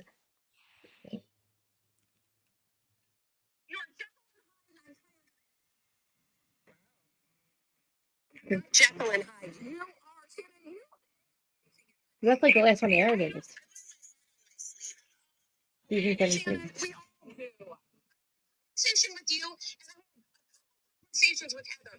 All right, we're gonna go back.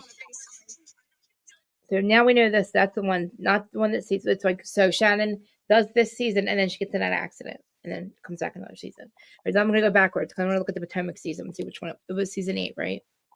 Okay, let's see what season 8. Real Housewives of Potomac, season 8. Okay, which one was this?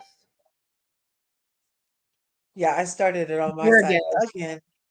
A year ago. So this was the craziest thing I've ever done. Sorry, my. So what happened in Orange County in 2023? That was the one we just did. Was that Noella? Did Noella just leave? That's the one I just played. The one with Shannon. Sorry, I'm sorry, I had to freaking look. This is the Potomac. So that wasn't the year that Shannon was drunk. The year before. Right. And we're gonna embrace that, okay? And we're gonna keep becoming weird, okay? A year ago. 1 year ago, Bravo stopped dancing. Yeah. Just all that guy.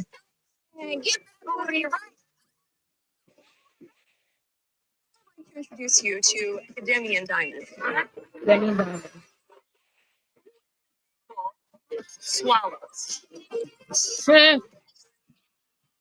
This is the introduction.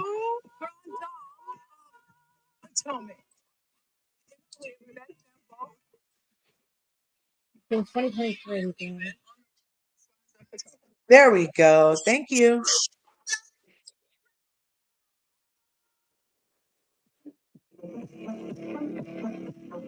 I didn't agree. I had a contact high with Ganji. Open up, Giselle. How wide? I got your mole with the two pieces of hair. Ladies, this is my friend Nick I was telling you about. My daddy's a rich bitch, and he that one. was a rich bitch too. Thanks for buying me a $2 million house. That's what I he produced. definitely think that you married Michael for his money. Did you marry Gordon for his money? I might have. See how recently he produced this stuff?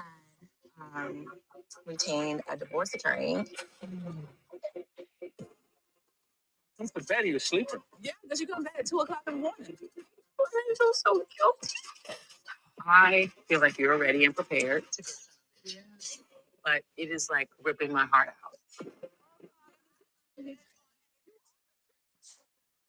The mother who is suing me is still married KANDIS. to the woman Yes. sitting in there.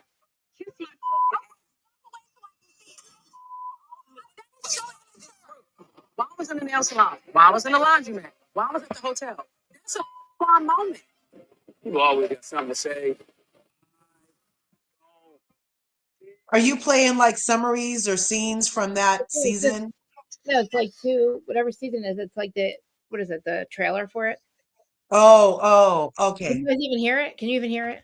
Not really good. Why did you No. tell me that? You should have told me. Well, I wasn't sure if you were trying to have us hear it or yeah, I if was you trying were to do guys looking hear for it. something. Forget it. I'll try to play it on here then. I didn't even. Yeah, not for all of Yeah. it. Should have told me. All right, hold on. You might have told me. I didn't say. All right, so here's the season that they did, right? So now I'll go in here like I just did, and I'm sorry. I'll go in there and search. Right, which one's before that? Married to Medicine. Which one is Married to Medicine? What season is it? Yeah, I don't know why it kind of sounded like in a tunnel like before. Wait, hold on. Let me turn myself up. Oh, I don't know. Oh shit, that was a lot of stuff he just did. Hold on. That is all the way up. Hold on. This is the last thing we did. Thought it said Salt Lake City. I don't think he did Salt Lake City, but hold on. No, I just lost it. OC, RHOC, Oh my god. 2023. Yeah. I literally lost it now. Fucker. Go up some more. That's his comments. Uh-oh. Hold on, I lost everything. Hold on. I just asked everything. I just asked them too. I just asked ChatGPT what it was. And why am I all the way at the bottom? I'm gonna have to start over. There it I is. just had all of them pulled up. I just had them all pulled up and I lost them again. Take your time. It's okay. Oh, here we go. There they are. There they are. All right. So Married to Medicine season 8. So let's go in here. Married to Medicine season 8. Married to Medicine. Season 7. A Season logger. 7. Okay, yeah. A logger. So that was. You guys can see it, right? Was that 5 years ago? Oh, let me see.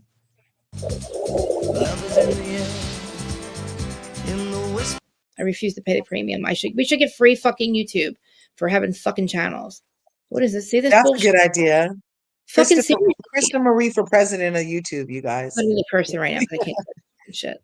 Can you put us over this so we don't get copyrighted? Slander my name. Yeah. This don't make no sense though. I'm saying I'm so sick of this shit. Here, right? I don't know what y'all talking about. Yes. All that Clyde and Mariah do is throw rumors and accusations back and forth between each other. I have no interest in any of them. So stop asking us about it and stop asking us to defend you. Why you in there? I ain't doing nothing. You're telling me my shit.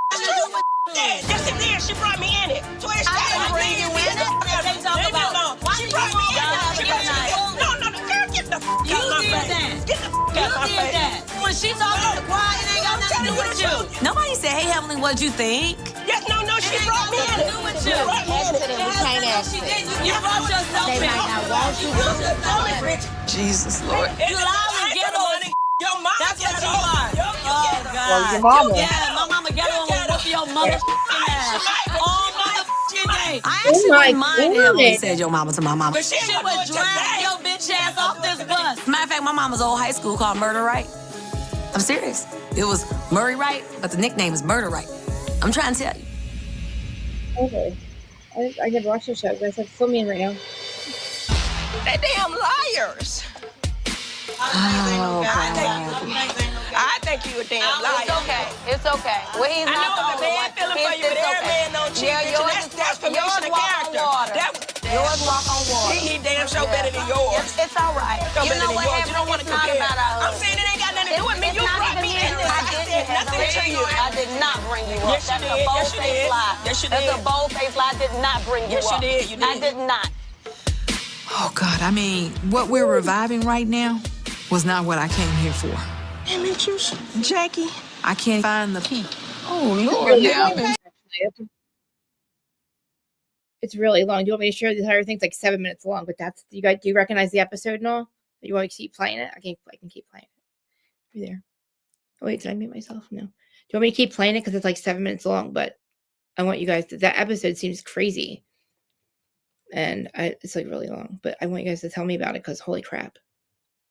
You don't have to play it. It sounds like chaos. I remember. You remember? I keep playing it.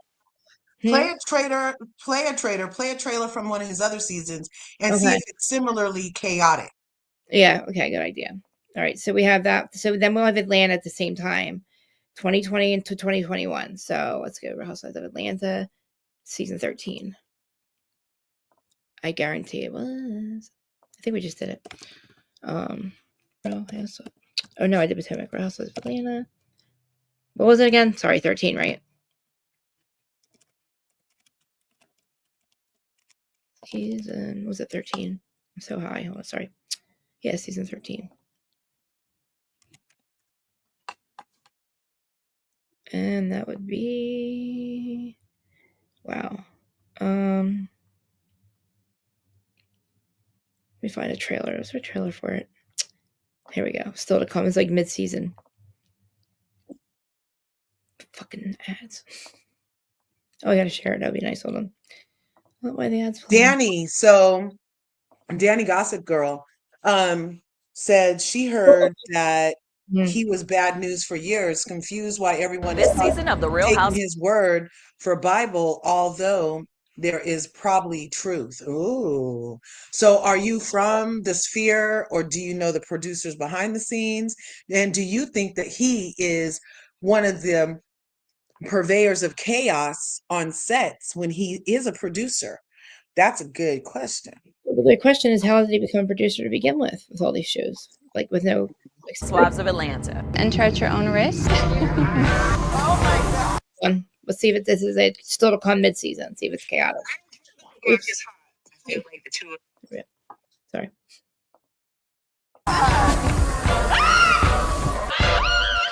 Now what the heck? What is going on? Oh, He's about to turn up in New Orleans! Ass everywhere, ass everywhere. You already know. Sound like ice cream man. oh no! I never thought that I would ever see this body be pregnant again. If we didn't have a baby, you'd be over me and I'd be over you. We do have to talk to Josiah because his dad wants to see him. I knew this day was gonna come. Page 6 learned. Cynthia Bailey's bachelorette party allegedly took a wild turn. 2 Real Housewives of Atlanta stars have sex with strippers. I think in a situation like that, What did I say about fucking? Can you tell him about telling literally on everybody? you shouldn't lie to your partner. She don't want him to leave, she better lie. So you got lipo recently? If I got lipo, I would share. Send me flowers and come go with me, okay? You haven't even let me talk. Check. We got it. We're gonna be separated together tonight. We're gonna split it. Broke bitches split checks, okay? Yes, you did. It was good, according to several people here. Everybody. Portia's gone. You lying. Cheers, that's the Aquarius in us. Yes. She's literally preying on the prophet. So they have like a whole relationship? We have no relationship. LaToya is a pastor. You weren't looking for God. You were looking for some dick.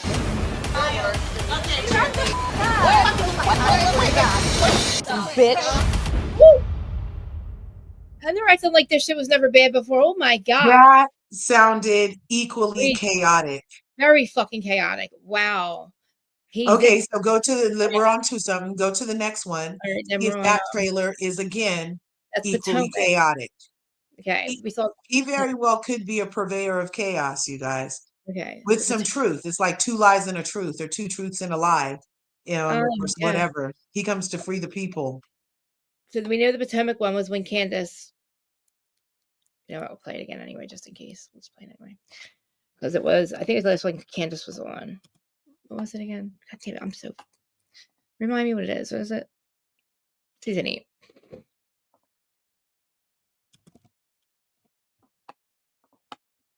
right, let's see. Which one's this? Okay. Giselle Bissett should be fired. Yeah, this is the one with. Yep.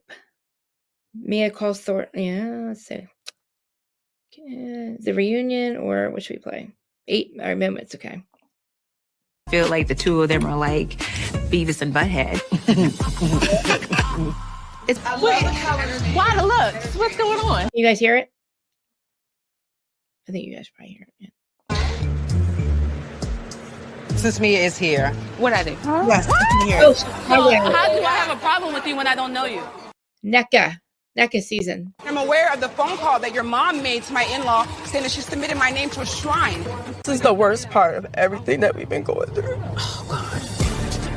Please don't cry, because I don't have any tissue. You cannot make up lies about any person and expect not to get your ass handed to you. I don't want to cry. I don't really understand why. And... Okay, hold on. Right here. No, it's not. Right here. We didn't put that thing out.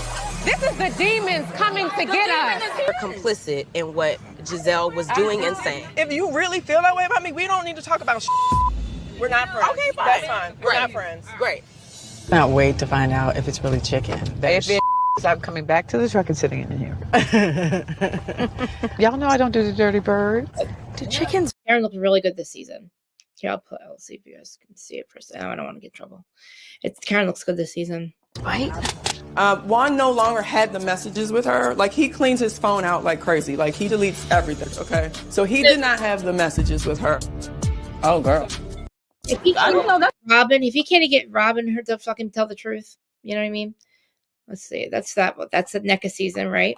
And then at the same time, just about 2023, all 2023, basically. So then we go to the Orange County season 17, right? Let's see. That was chaotic too. Real Housewives of it. I mean, he had no fucking reason to be here anyway. Real Housewives of Orange County, right? What was it again? Damn it. 17. How can I forget it that quick? Isn't that crazy? So, okay. And just on GP, I want everybody to, like, I'm totally a believer that you can totally have to be anything you want. Yeah, sure. You can, if you never was a producer before and you decide that you have a dream that you want to go be a producer, you should not be limited to the constraints of normality to reach a position. Right. So for that part, I'd love to get like, you know what I mean? Like, so I don't want us to like sound like we're saying, oh, nobody can be, you know, No, I mean, but in his particular case, you could be anything you want in life. Go ahead, you know? Right. I think In his particular case, it seems like his start was questionable. Now, after his start, we do have to say that after he got his foot in the door, now he has experience. He has the right to be there. So after he was a looper, he had the right to be there. But how he got his foot in the door sounded questionable. But we can all get our foot in the door in crazy ways, you know? Mm-hmm. Right. I mean, don't sit. I just feel like, don't lie. Don't act like you haven't already blackmailed people that are as closely associated to this network. Don't act like you haven't been a disgruntled reality star employee, a reality star. Actually, it's like, it's kind of just like, I don't know how much you have to have on somebody to be in his position after being only clean for a year and a half, and probably approached and, okay, look, hey, he blew up Fire Island. He blew up Logo. I mean, Kelly Marker petrified of him, but then Andy hires him and trusts him with all his main shows. Like, we're still on, like, hits like 13 of them. This is just the beginning. And like you said, yeah, he did great. Like, once he was in, if you call it that, I don't know, maybe he created chaos on purpose. Maybe we were seeing it from a different perspective. I thought the shows were going downhill at that point. This is the one from, this is a really old, seems like an old OC. I don't know. Shannon looks weird all the time to me. 8 months ago. Oh my God, it was only 8 months ago. That's crazy to me. She looks so weird in this picture. At H&R Block, switching to us couldn't be quicker or easier. I'm not going to do it tonight. Have fun at your party. We even got together again. No, I'm not doing this on a FaceTime. No, I'm not doing. I said you ghosted me. I can't fucking stand her. I can't fucking stand her. He probably bought her back. That was probably his fucking doing. This one.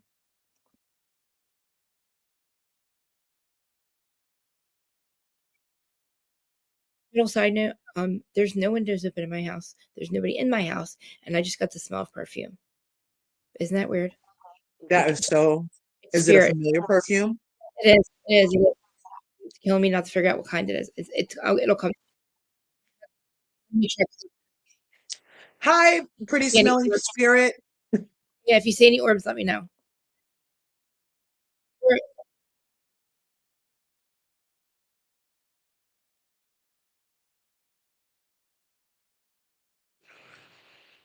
Love you too.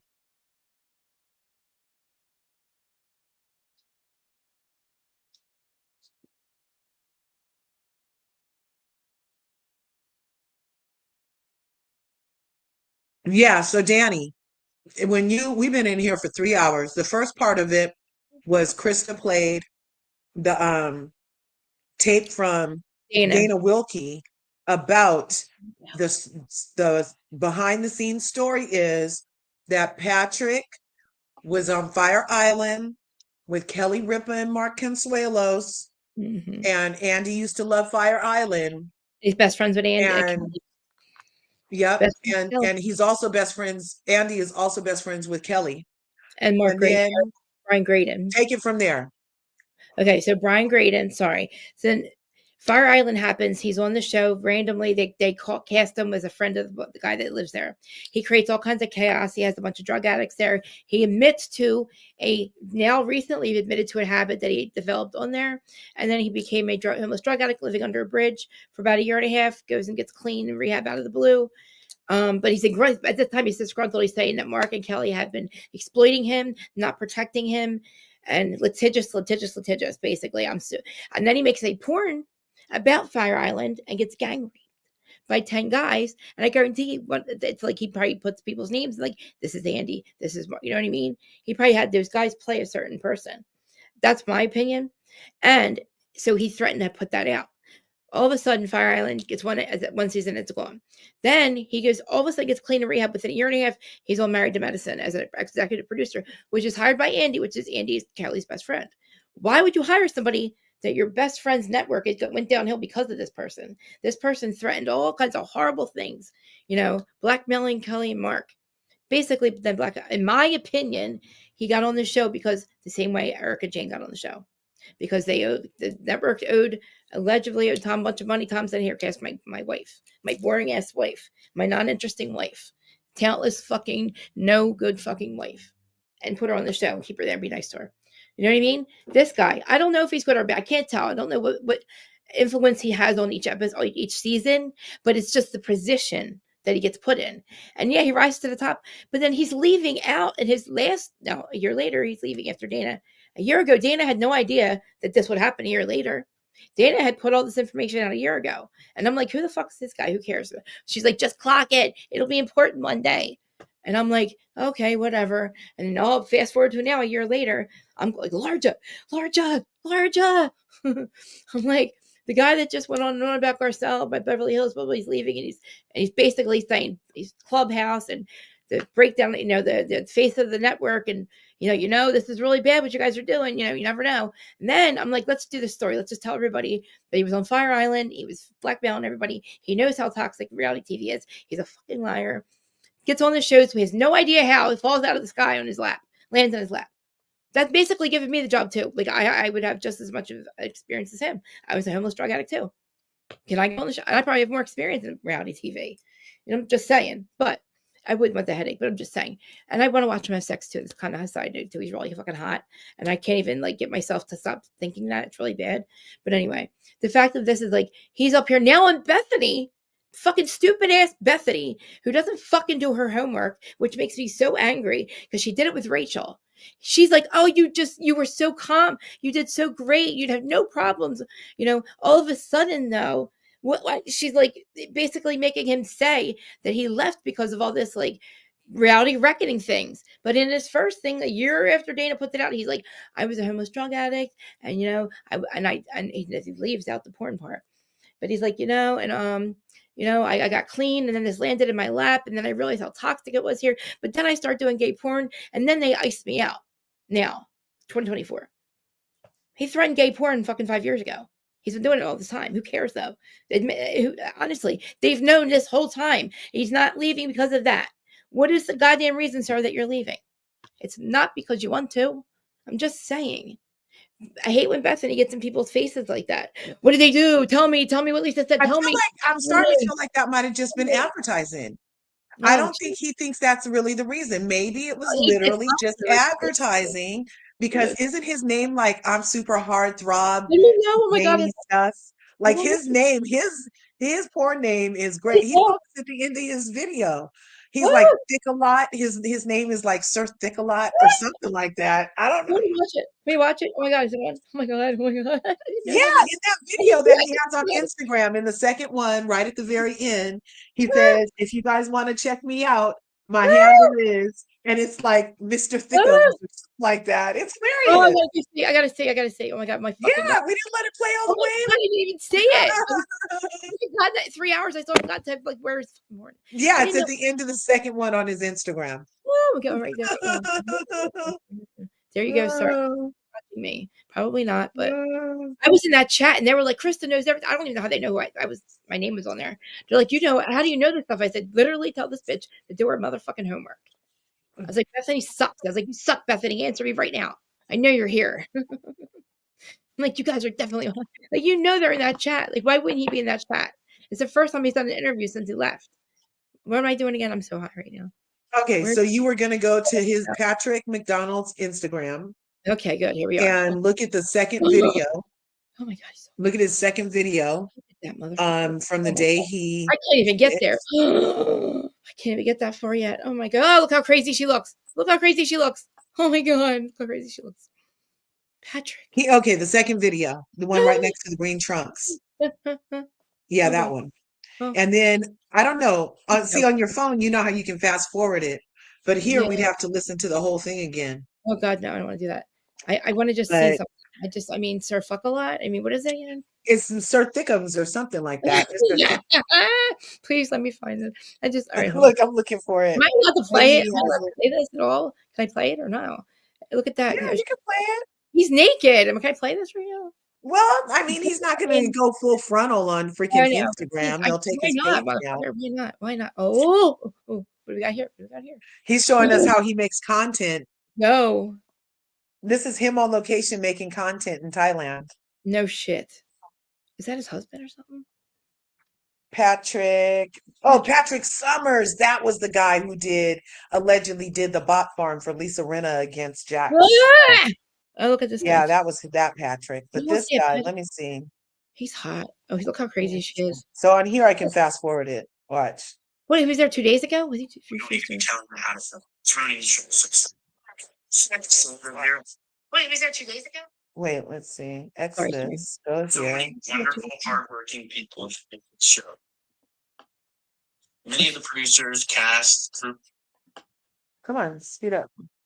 superstar boyfriend to the Emmys as my date, where I was a nominee.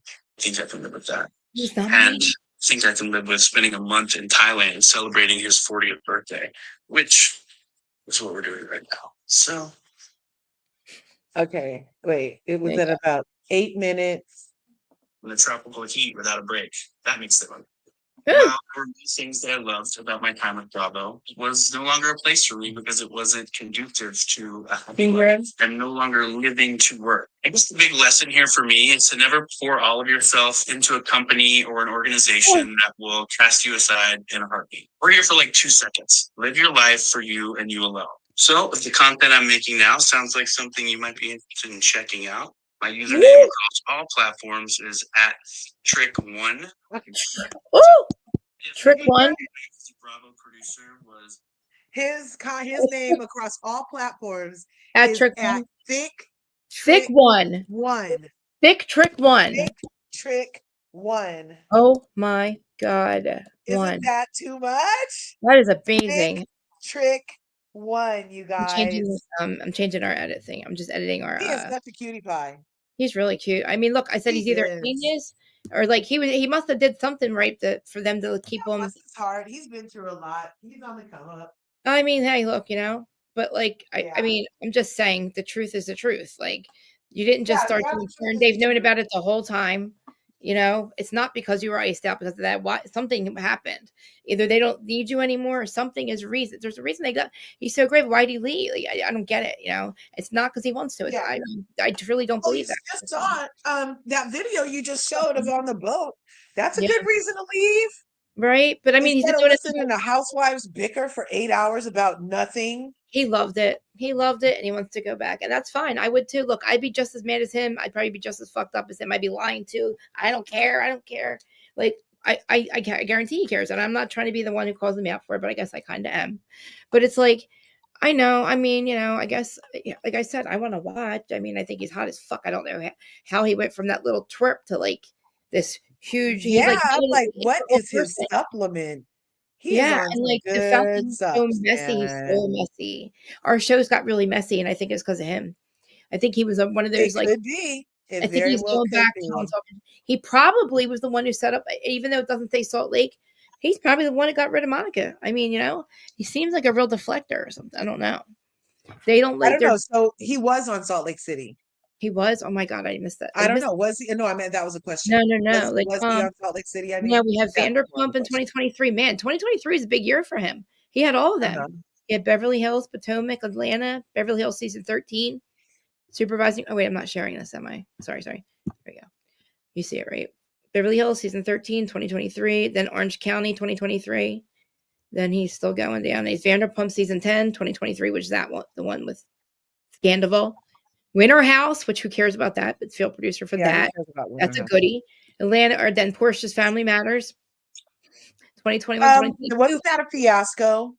Wasn't Portia's Family? Was that the one where she was getting ready to get married to Simon? Yes. And there was like 5 bites on the season or something. And she was making Simon go everywhere. I mean, she was making Simon and Dennis be in the same fucking scenes island. all over. Island. And then didn't she fight Dennis's mother or some shit like that? Something happened crazy. And there's Candy and the Gang season 1. There's some missing. Well, I'm not saying that Patrick made those bitches do that, but he was there. Yep, he climbed the ranks. He climbed the ranks in 2023 pretty fast. I mean, to be on Married to Medicine. I mean, do Married to Medicine producer. I mean, that's crazy. Okay, let's see what sources we got here. I just, hey, look, the NECA season that didn't work out. A lot of them didn't really work out. But Shannon, I don't know. So he didn't do anything after those seasons. So I feel like the ones that got better last year is because he's gone. He wasn't doing the other season of anymore of Orange County. It says he fucked up fucking Vanderpump. I believe that wholeheartedly, that he thought that an redemption arc for Tom was a good idea, which completely tanked the show. Right. And then the whole shit with Ariana, and then you have fucking Bullfrog. Talk to him. Talk to that fake motherfucker. Like, talk to that fake motherfucker. No. Because again, Tom was not sorry. Tom's still not sorry. Tom's still fucking up. Thanks fucking Patrick, you know? I guarantee Patrick is the reason that Tom cheated on me. You know? I really do. I'm convinced. He's the reason that Tom cheated on us, on us, whatever. However you want to say it. I'm just, you know, I mean, I'm surprised he wasn't in freaking Jersey. Is that flat, you know, that flat line too. Yeah. So maybe it wasn't him. I think it was, but look, I like him and his little dog. I mean, yeah, he's not. I don't I know. wonder if he has that dog. It's an amazing story, though. This is super duper amazing, and I feel like yeah, very fucking inspiring. How do you do it? Yeah, it's weird. I want to apply. I want to apply. You know what? ChatGPT. I'm going to ask ChatGPT what the qualifications are. You know what I'm saying? That is literally like you just have to know somebody to be a producer. I mean, I bet it's literally. I bet you have to vote. I mean, that's all you have to do is know somebody. All you can do is blackmail somebody. Just like Brian did it his bestie. You just have to know somebody and where their private moles are. And Brian Graydon, you have to know that dude, apparently. Yeah. Hey, Chat, who are you? Well, a lot of my faves did speak up for him, though. Or he spoke up for, like how he spoke up for Garcelle. Right. And Garcelle, I feel like, is a pretty good judge of character and wouldn't have let him run her like that. Or maybe his people were the victims. Maybe in the seasons that there was chaos that he happened to be around, maybe his people were the victims, like how Rachel Levis was a victim and Garcelle Bouvet, she's like getting run off the show and much kind of like the, you know, and then so who else is there? KANDIS, she loved him, she got ran off the show. Who else is there? Was Robin one of his people? She got ran off the show. Who else? NECA. I don't know if NECA was his, but she gone. NECA probably was his too. NECA was his, and I think that chick, Noella, she was around that season too. Noella? Yeah, I wonder who's that. Her and her stack of vaginas. And all the stuff with Morgan and Mauricio and all that shit, that was his season. So he's crazy. I think that he's a chaos monster. Chaos before order, though, you know? That's the rule. Winter House, I don't even remember 2022. I don't remember that stupid show. But I didn't watch Winter House, Summer House, Southern Charm. I don't watch those. The list focuses on Bravo shows where McDonald is officially credited as a producer capacity. Wow, the season's numbers and years indicate approximate time frame of his involvement. Oh, well, along with his credited roles in other parts of the industry. Well, what that would be, sir. He looks so different, man. Patrick is known for his work on Bravo reality shows, has an IMDb profile that lists his credits. No, it doesn't. However, it's important to note that multiple individuals share his name. Oh, God, shut the fuck up. Whatever. I saw the shit I found on him. Oh, there's something in page 6 about him. Let's see. What's that say? All right, let's see. The house producer dropped over his OnlyFans. Let's see. That was April 2021 in Washington Post. Let's see. When was this? What does this say? Washington Blade. I'm sorry. Oh boy. Oh, it's talking about Fire Island. Enter Patrick, a bartender, Fire Island resident, originally from Georgia, with a penchant for walking around with no shirt, carrying his little dog, Sophie. Or what's this dog name? I can't read it. Sophie. It went too many pop-ups for me. Sorry, too many pop-ups for that one. Hold on. Yeah, I hate when I get a channel that has hella pop-ups. Why do they do that shit? That's like freaking, I swear to God, that's what I freaking call Auntie's thing. It's like an infomercial that doesn't stop. Like it's an old-ass infomercial. I don't understand. All right, let's see. He was in all kinds of stuff. Let's see. The radar online was the one where he threatened them. So, man, we want Mauricio to go rogue like Patrick. Right? Washington Blade. Okay, Fire Island was canceled. And that's all the shit he said. Jesus Christ, just repeating everything he said. Sorry, guys. I just want to know, like, what the fuck? Living under a bridge by Mike 20 when he was newly sober, working on unglamorous jobs. That's right. Remember, he's bagging groceries and cutting trees to make ends meet. Yeah. That was right before he got on the fire. Far cry from Fire Island, right, though? My God.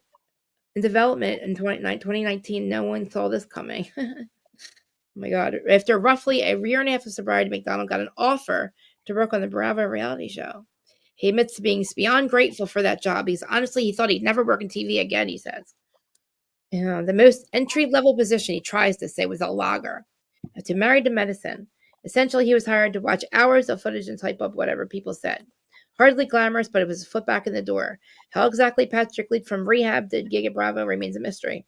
More on that later. That's me all here. I mean, listen, it's like, I don't know. I mean, whatever, man. Jump over to that job and can I apply? It doesn't tell me what my qualifications would be, though. Let's see. I have to go to college. I'm a dropout, though. Well, you know what, ChatGPT, thanks for the answer. What are the qualifications to be executive producer on the Real Housewives franchises on Bravo TV, NBC? What are qualifications? Huh. Maybe we should start with associate producer. Is that what it is? Sorry, associate producer. Yeah, associate producer, he said, was the bottom. Those are basically the loggers is an associate producer position. Is that true, though, associate producer? Let me see. ChatGPT to be an associate producer on the Bravo network for the Real Housewives franchise. What are the qualifications? Associate producer. Searching the web. Okay. Like, I don't think you need to go to school. Is there like a course you take at community college? You have to gain education and experience, educational background with a specific degree. Is it mandatory? Studies in media production, communications, journalism, or related fields can be beneficial. Entry-level positions begin with such roles as production assistant, researcher to understand production environment. Many professionals progress from PA to associate producer roles. And you have writing and editing. Your strong script writing and editing abilities are crucial. Effective real communication. Okay, so basically communicate. Skills are necessary for coordinating things, problem-solving abilities, organizational skills, all kinds of stuff that you just go and put on your resume anyway. Managing schedules, okay. Acquire hands-on production experience. You do require technical proficiency. You need to have familiarity with the camera operations, audio equipment, and editing software like Adobe Premium is required. Field experience. Engage in such tasks as booking locations, cast participants, blah, blah, blah. Oh, network within industry, attend industry events, connect with professionals, research specific job requirements. Okay, so what was the next one again? What did you leap up after that? Executive producer 2. Let's see. Oh wait, that's the wrong thing. I mean, he's like basically the showrunner, I think. That's what it sounds like anyway. Well, it was the Radar Online interview. Where's this one? I want to see the one where he was like threatening them. Transcript of his interview, May 12th. Oh, that's what that was. The transcript of an interview from May 12th, 2017. I don't want to go to the whole thing. That was probably pretty bad. Real House producer claims Bravo dropped him, but OnlyFans, that was in April. Man, the blackmail thing. Listen, that whole thing with the other guy, the one that owns the Lagos network, that went to Kelly got me the job. He frames it as Married to Medicine. Just Patrick has explicitly said Kelly and Andy got me the job. He frames it like the offer joined a Married to Medicine. Just fell from the heavens when he was stocking produce at the grocery store. Sure, Jim. It's worth noting that Patrick did have some prior TV production experience way back when. Not that Bravo trumpeted this fact. According to the one insider tidbit, he worked as a production assistant on the action show 24. I didn't know that. And even as a producer on VH1 gossip show, The Gossip Table, in the early 2010s. So he wasn't a total nobody, I guess, behind the camera still. Sliding into a logger job after years of out of the industry in a very public personal meltdown is not, oh, well, yeah, see. The funky, yeah, it's crazy. I don't know if you guys are reading what I'm reading. I'm just reading what I had on there. You know, it is what it is. I wonder if he's going to see. I mean, honestly, like, I don't know why he would go on another interview and just not tell the whole truth. I don't get it. People are going to see. Well, I mean, I pointed the chat in the right direction. They're like, where did you get this information? I'm like, oh, Dana Wilkie. Last year, and from him. Married to Medicine, transcriber. I mean, that's a lot of work that you got. I mean, to trust somebody in the person. And I feel like he names 15 other ones that were not listed right here. You know what I mean? I feel like he said a lot more. Maybe we should re-listen to what he said. It's just crazy what he says this year. It's like, wow. Did you forget what you did on the other timeline we were on? Because we're on the most benevolent timeline, remember? Mr. Patrick McDonald. Sir? Bethany Frank. Oh, is this just recently now? Yeah, we're on the most benevolent timeline. They're not stopping nothing. We're not stopping. No, he was on a different timeline back then. Good for him to be on this one. Remember That's what happened. Oh my God, that's exactly what happened, Krista. He was on a whole different, he jumped timelines to his best timeline. Went back to it. And bam, yep. Now he's on the best, because after 1999, all possibilities became, all timelines merged into this like hourglass. Came out, all possibilities were available. So anything in your past wasn't going to affect your future. Any decisions you made, just like my friend Deneen. This is a really good example. This is crazy. This is the situation. So that, I don't know if you guys know this, only Fantasy Girl, Dream, like it's all from like the 1990s. And I remember you all cried out. How do I get rid of him? I can't get rid of him. There we go. All cried out, all them songs. I'll put them playing for if you want. But so my friend Deneen, she's the one that's saying Deneen and TKA, or Deneen and Collage. Well, anyway, so when I met her, she was singing, she was doing all the songs. We were going to the club, she was making this music, right? Then she gets married to my boss, my friend Vince. She becomes Deneen the mom, you know, and like all TKA, Collage, Marie, all them songs, you know, they're just living in the past. We play them all the time down the shore, they're shore songs. And then back in like, I think it was like 2021, they all got back. She's now singing again. They're all back together. They're all touring everywhere. And they're like, she has all new music. So now she's Deneen the singer again, and they're still Deneen the mom. I'm actually going to see them tonight at Adelphia. It's a place around here, but it's crazy. Like her old music is coming back to, it's so crazy. Like Deneen, I said, all possibilities. Remember, you were Deneen the singer for so long. Then you became Deneen the wife, and now you're back to Deneen the singer, and you're both. It's so fucking wild. And it was the mortgage company. I don't want to get too much into that part, but her husband was my boss, and one of the bosses, not the one that fucked us over. He was the one that didn't fuck us over. And I stayed friends with him. And it's just crazy. Like actually, I'll show you who she is. I don't know if you guys remember. I don't know if anything anywhere else but the East Coast had this music. This was like our shore music, and it was like our club music.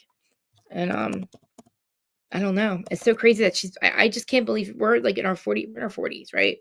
And she's on stage. Why do you see how crazy? I'm not sharing this right away right now. Why do you see how like she's just so still into her? It's like crazy that she's back doing this. And I've been watching her for a couple of years going back, and I'm like, finally that she starts touring. And she's still married to my friend Vince. Like she's still doing amazing being a mom, but it's like, oh my God, Deneen, you're back to Deneen the singer. It's so crazy. I love it so much. And I just love the fact that like she still does her music. So this is where we're going to tonight. But I want to play the music for you though. All right, so sorry. You guys are gonna laugh at me. Probably don't even this music. But like this is the music that I was down. This is our shore music when all of us were down. So tonight we're going to Adelphia. Can you guys see this? Yeah. I want to hear this so you know who I'm talking about. Oh yeah, I guess tonight. All right, so tonight's Deneen Corporell. It's my friend Deneen. So she's Deneen right here in the middle. That's TK. Remember the song Maria? Oh, Maria. That stuff. Oh, you guys are like laughing at me. Let me find the music. You know what? I'm just going to go into like literally YouTube music because it's so much easier.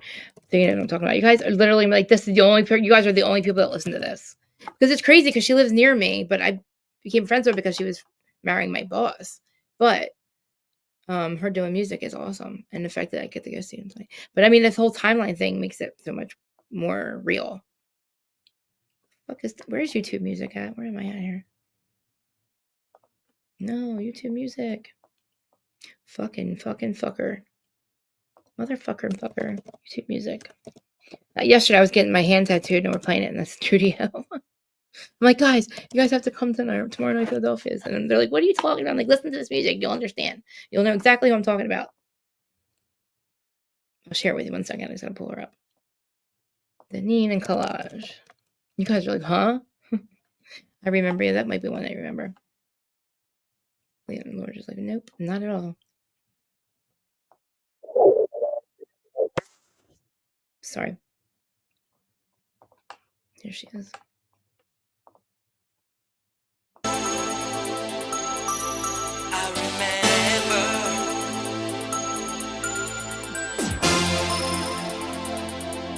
It's just like that. I remember you. I Hey, that used to be the lid.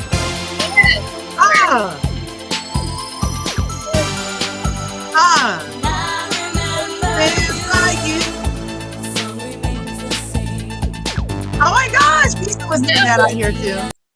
Yeah, we used to listen to that out here too. Yeah. I tell you. Yeah.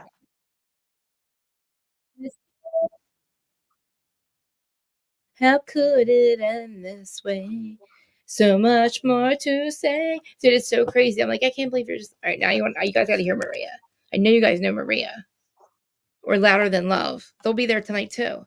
TKA. And now it's April's TKA, but this is so crazy. Let me stop it. You gotta hear this song. This is literally, I'm gonna see them song. They're only going to this bar that's like, it's really not that far. It's like 5 minutes from me. I'm just, they literally tour everywhere now. They were in Brazil just recently. But you'll remember.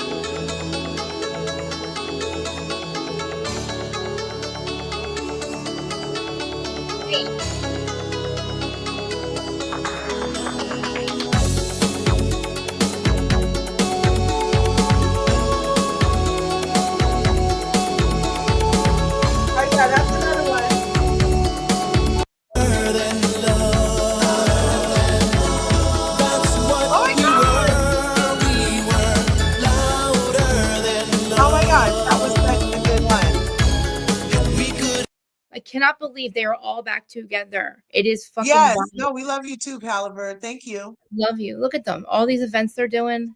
I love her so fucking much, dude. I just like, I can't even believe, like, I'm so proud of them. I'm like, we're old. I can't believe how they get up on stage and dance and shit. Like, I'm like, I don't even know how I'm gonna stay awake tonight. That's Liz Morel. Oh, they have some shows coming out? Oh my god, yeah. Tonight they're gonna be at Adelphia's. So this is take some video and vlog it. Are you gonna vlog about it? Oh yeah, I can like go live and stuff. Yeah, her husband will be there. And she does the event. That is such good memories. I know. I can't even I'm telling you, I was really young getting into bars back then down the shore, but look, I can't believe it's like TKA, April, which is A in the TKA, and literally Maria. I gotta play Maria for you. I'll play music all fucking day. I don't want to bore you guys with that shit, but seriously, that's a whole for me, the timeline thing. I'm like, Deneen, you're Deneen the singer again, and TKA's, but you guys are all back together. And they're just making new music and doing old music. Yeah, they're playing and they play a lot of places. I didn't realize how much she was playing until I looked at her thing. I'm like, Deneen, this is crazy. That I'm going to see you tonight and you're Deneen the singer again. TKA Freestyle by the Sea. So yeah, they'll be down here on Seaport. Let's see, Seaport Pier. Oh my god, I cannot wait. It'll be May 21st. This one. Yeah, DJ Slice. It's all the old school stuff, and that's the Jersey Shore, where I'm telling you, if we have a party with Frank and them, that's the music they'd be playing. I really wish I could get them. Yeah, that's my old school music. Isn't that great? Lisa and the Cult Jam. Yeah, so it wasn't just me, right? It wasn't just Jersey, right? No, that was a whole genre. I liked it. I love the fact that we sat here for 3 hours. And you know what, Patrick? If you see this, if you happen to see this, I'm sorry. I'm just talking. Listen, I wouldn't be a friend if I wasn't calling you the fuck out. Just saying. I don't, I usually don't waste my time on reality stars unless I feel I think that maybe you're an evil genius and I maybe should shake your hand. I don't know if I shake your hand, watch you have sex. Right. I can, and all three, if I get mad at you, I can want to watch you have sex. I can shake your hand. Thank you for calling them the fuck out. Thank you for finally, speaking up. But let's not play games. Let's just say, I'm just disgruntled again. And maybe, maybe it's because I do porn, but I've been doing porn the whole time. Let's just admit to that because we can find it. It's fine. I just want to watch. That's all. Fucking let me watch. That's all. Yeah. I probably can find it. I'm just saying. I don't have, I just feel like if you're going to go on Bethany, she needs to do her fucking research. What the fuck is wrong with her? He didn't just become disgruntled, asshole. This is the whole rinse and repeat. Whatever, man. Blackmail, rinse, repeat, whatever. It's rehab, blackmail. I just saw fucking behind me. I just saw something behind me. Oh my God. Just spirits are here. I must have called the nostalgia must have called them in, All right. Yeah, it takes a lot of courage to speak your truth, the power. Finally. It has to be scary. Luckily, since he chose his most benevolent timeline, he has OnlyFans to fall back on. Oh, he's had that for a while, I guess. I mean, whatever, man. Whatever stream of income he was getting porn from, don't act like it just started. It's fine. Right. It's not a big deal. They've known about it for a long time. Why are you really being iced out? I would really like Bravo to answer that question. Why did he get hired? Because you thought he'd do a great job? Okay, I understand. I gave him a chance. Okay. Why is he being iced out? Why isn't he being asked to come back? What happened? What are we?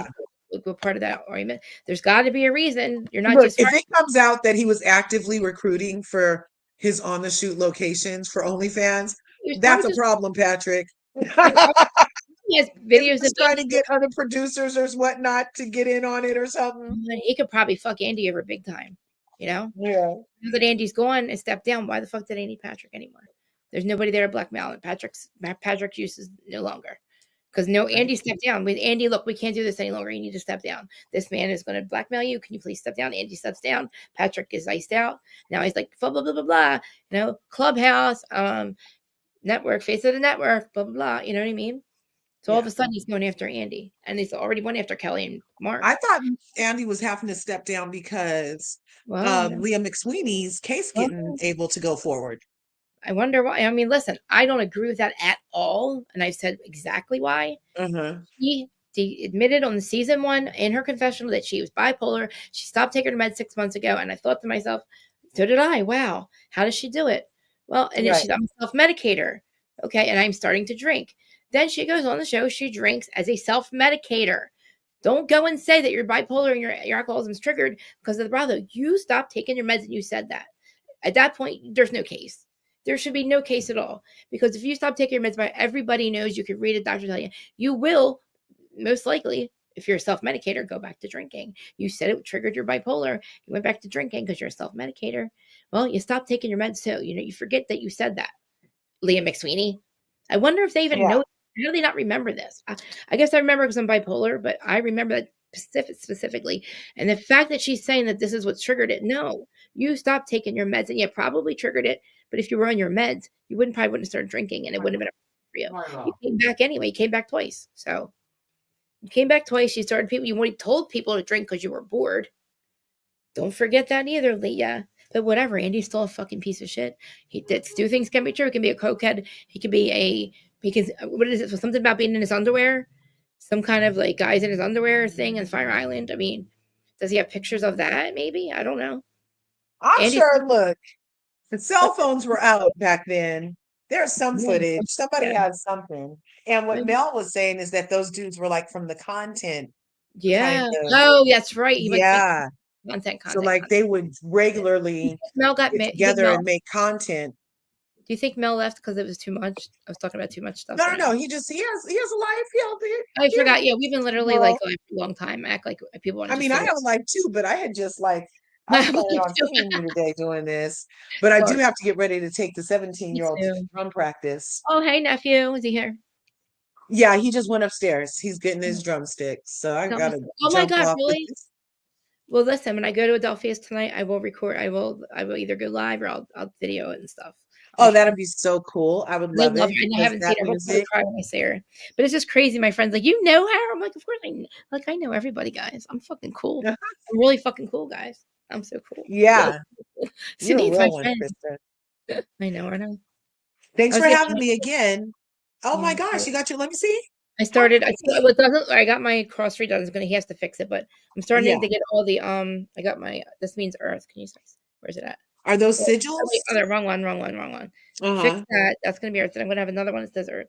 My whole hand's gonna be like it's gonna be the henna but real tattoo. Yeah. That's when I get it done. It doesn't nice. That's gonna be beautiful. It doesn't look that good now, but he's got to start this finger and it's gonna go all the way down here. I'll show it to you. Well, look, I was supposed to get my wedding ring tattooed, but I was pregnant. Don't do it. And so they wouldn't let me get a tattoo. So I never got my wedding ring. But then again, everybody I knew who got a tattoo for a wedding band ended up divorced. Yes, it's a curse. Never get it. Never get your man's name. I said I'm getting my grandmom's like Roman name, the Roman numerals, her death date and her birth date. I'm getting on my shoulders, but that's as much as I'll go for like people think because she means everything to me. She died when I was younger, you know. Yeah. But that's about, you know. But he does a little bit at a time. So he never finished them because they're never finished. But are you going to do anything later? I don't know because I have to. I forget even what time. I go to bed usually at 8, but I'm staying up to go to Adelphia's tonight. And Adelphia's is just literally like a bar that's. Oh yeah, you're going to Adelphia's and you're going to vlog from there. Okay, yes, I'm out. I'm repeating myself. I love you. Me too. I'm sorry. I love you too. Weird. I start getting weird Talk right to now. you later. Love Peace. you. Bye. Guys, everybody smash slash. I love enlarges up here because, you guys, I usually after 3 hours, I start to deflate. 3 and 4. Oh my God, my 4 hours. George left me too. I yelled at him for interrupting the live.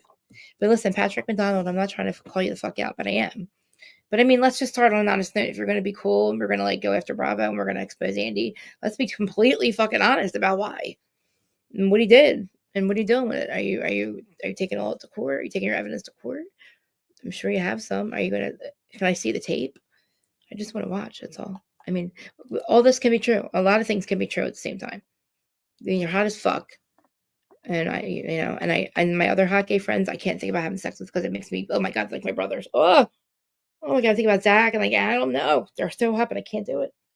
But this guy, I would do it. I would tell you, but I would, this is getting weird. Okay, guys, I love y'all. Who's watching? Let me see if anybody's watching.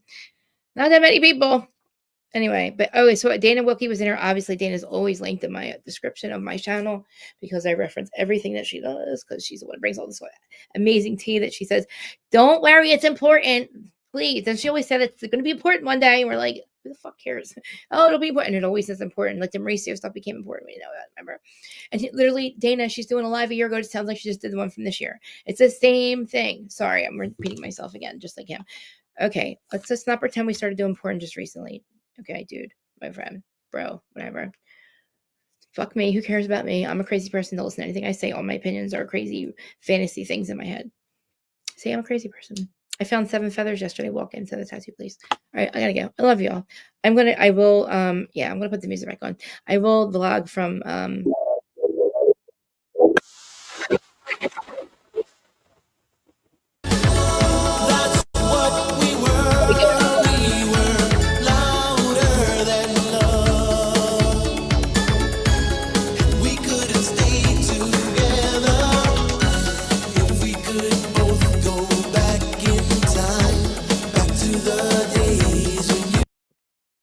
Let's say so. You guys will remember this song, All Cried Out. Where's she at? All Cried Out. This was literally like I can't even. Deneen and Collage, I remember you. Let's say All Cried Out. Nope, no, wrong one. You guys can go. I'm just here being silly and listening to music. I don't think I get in trouble playing a little bit of her stuff. Deneen and Collage. So, well, this was like literally kind of skate and rink music too. And like I think I was in 9th grade when this song came out. She looks so freaking young. I can't barely. Nothing better than when a guy. You guys have.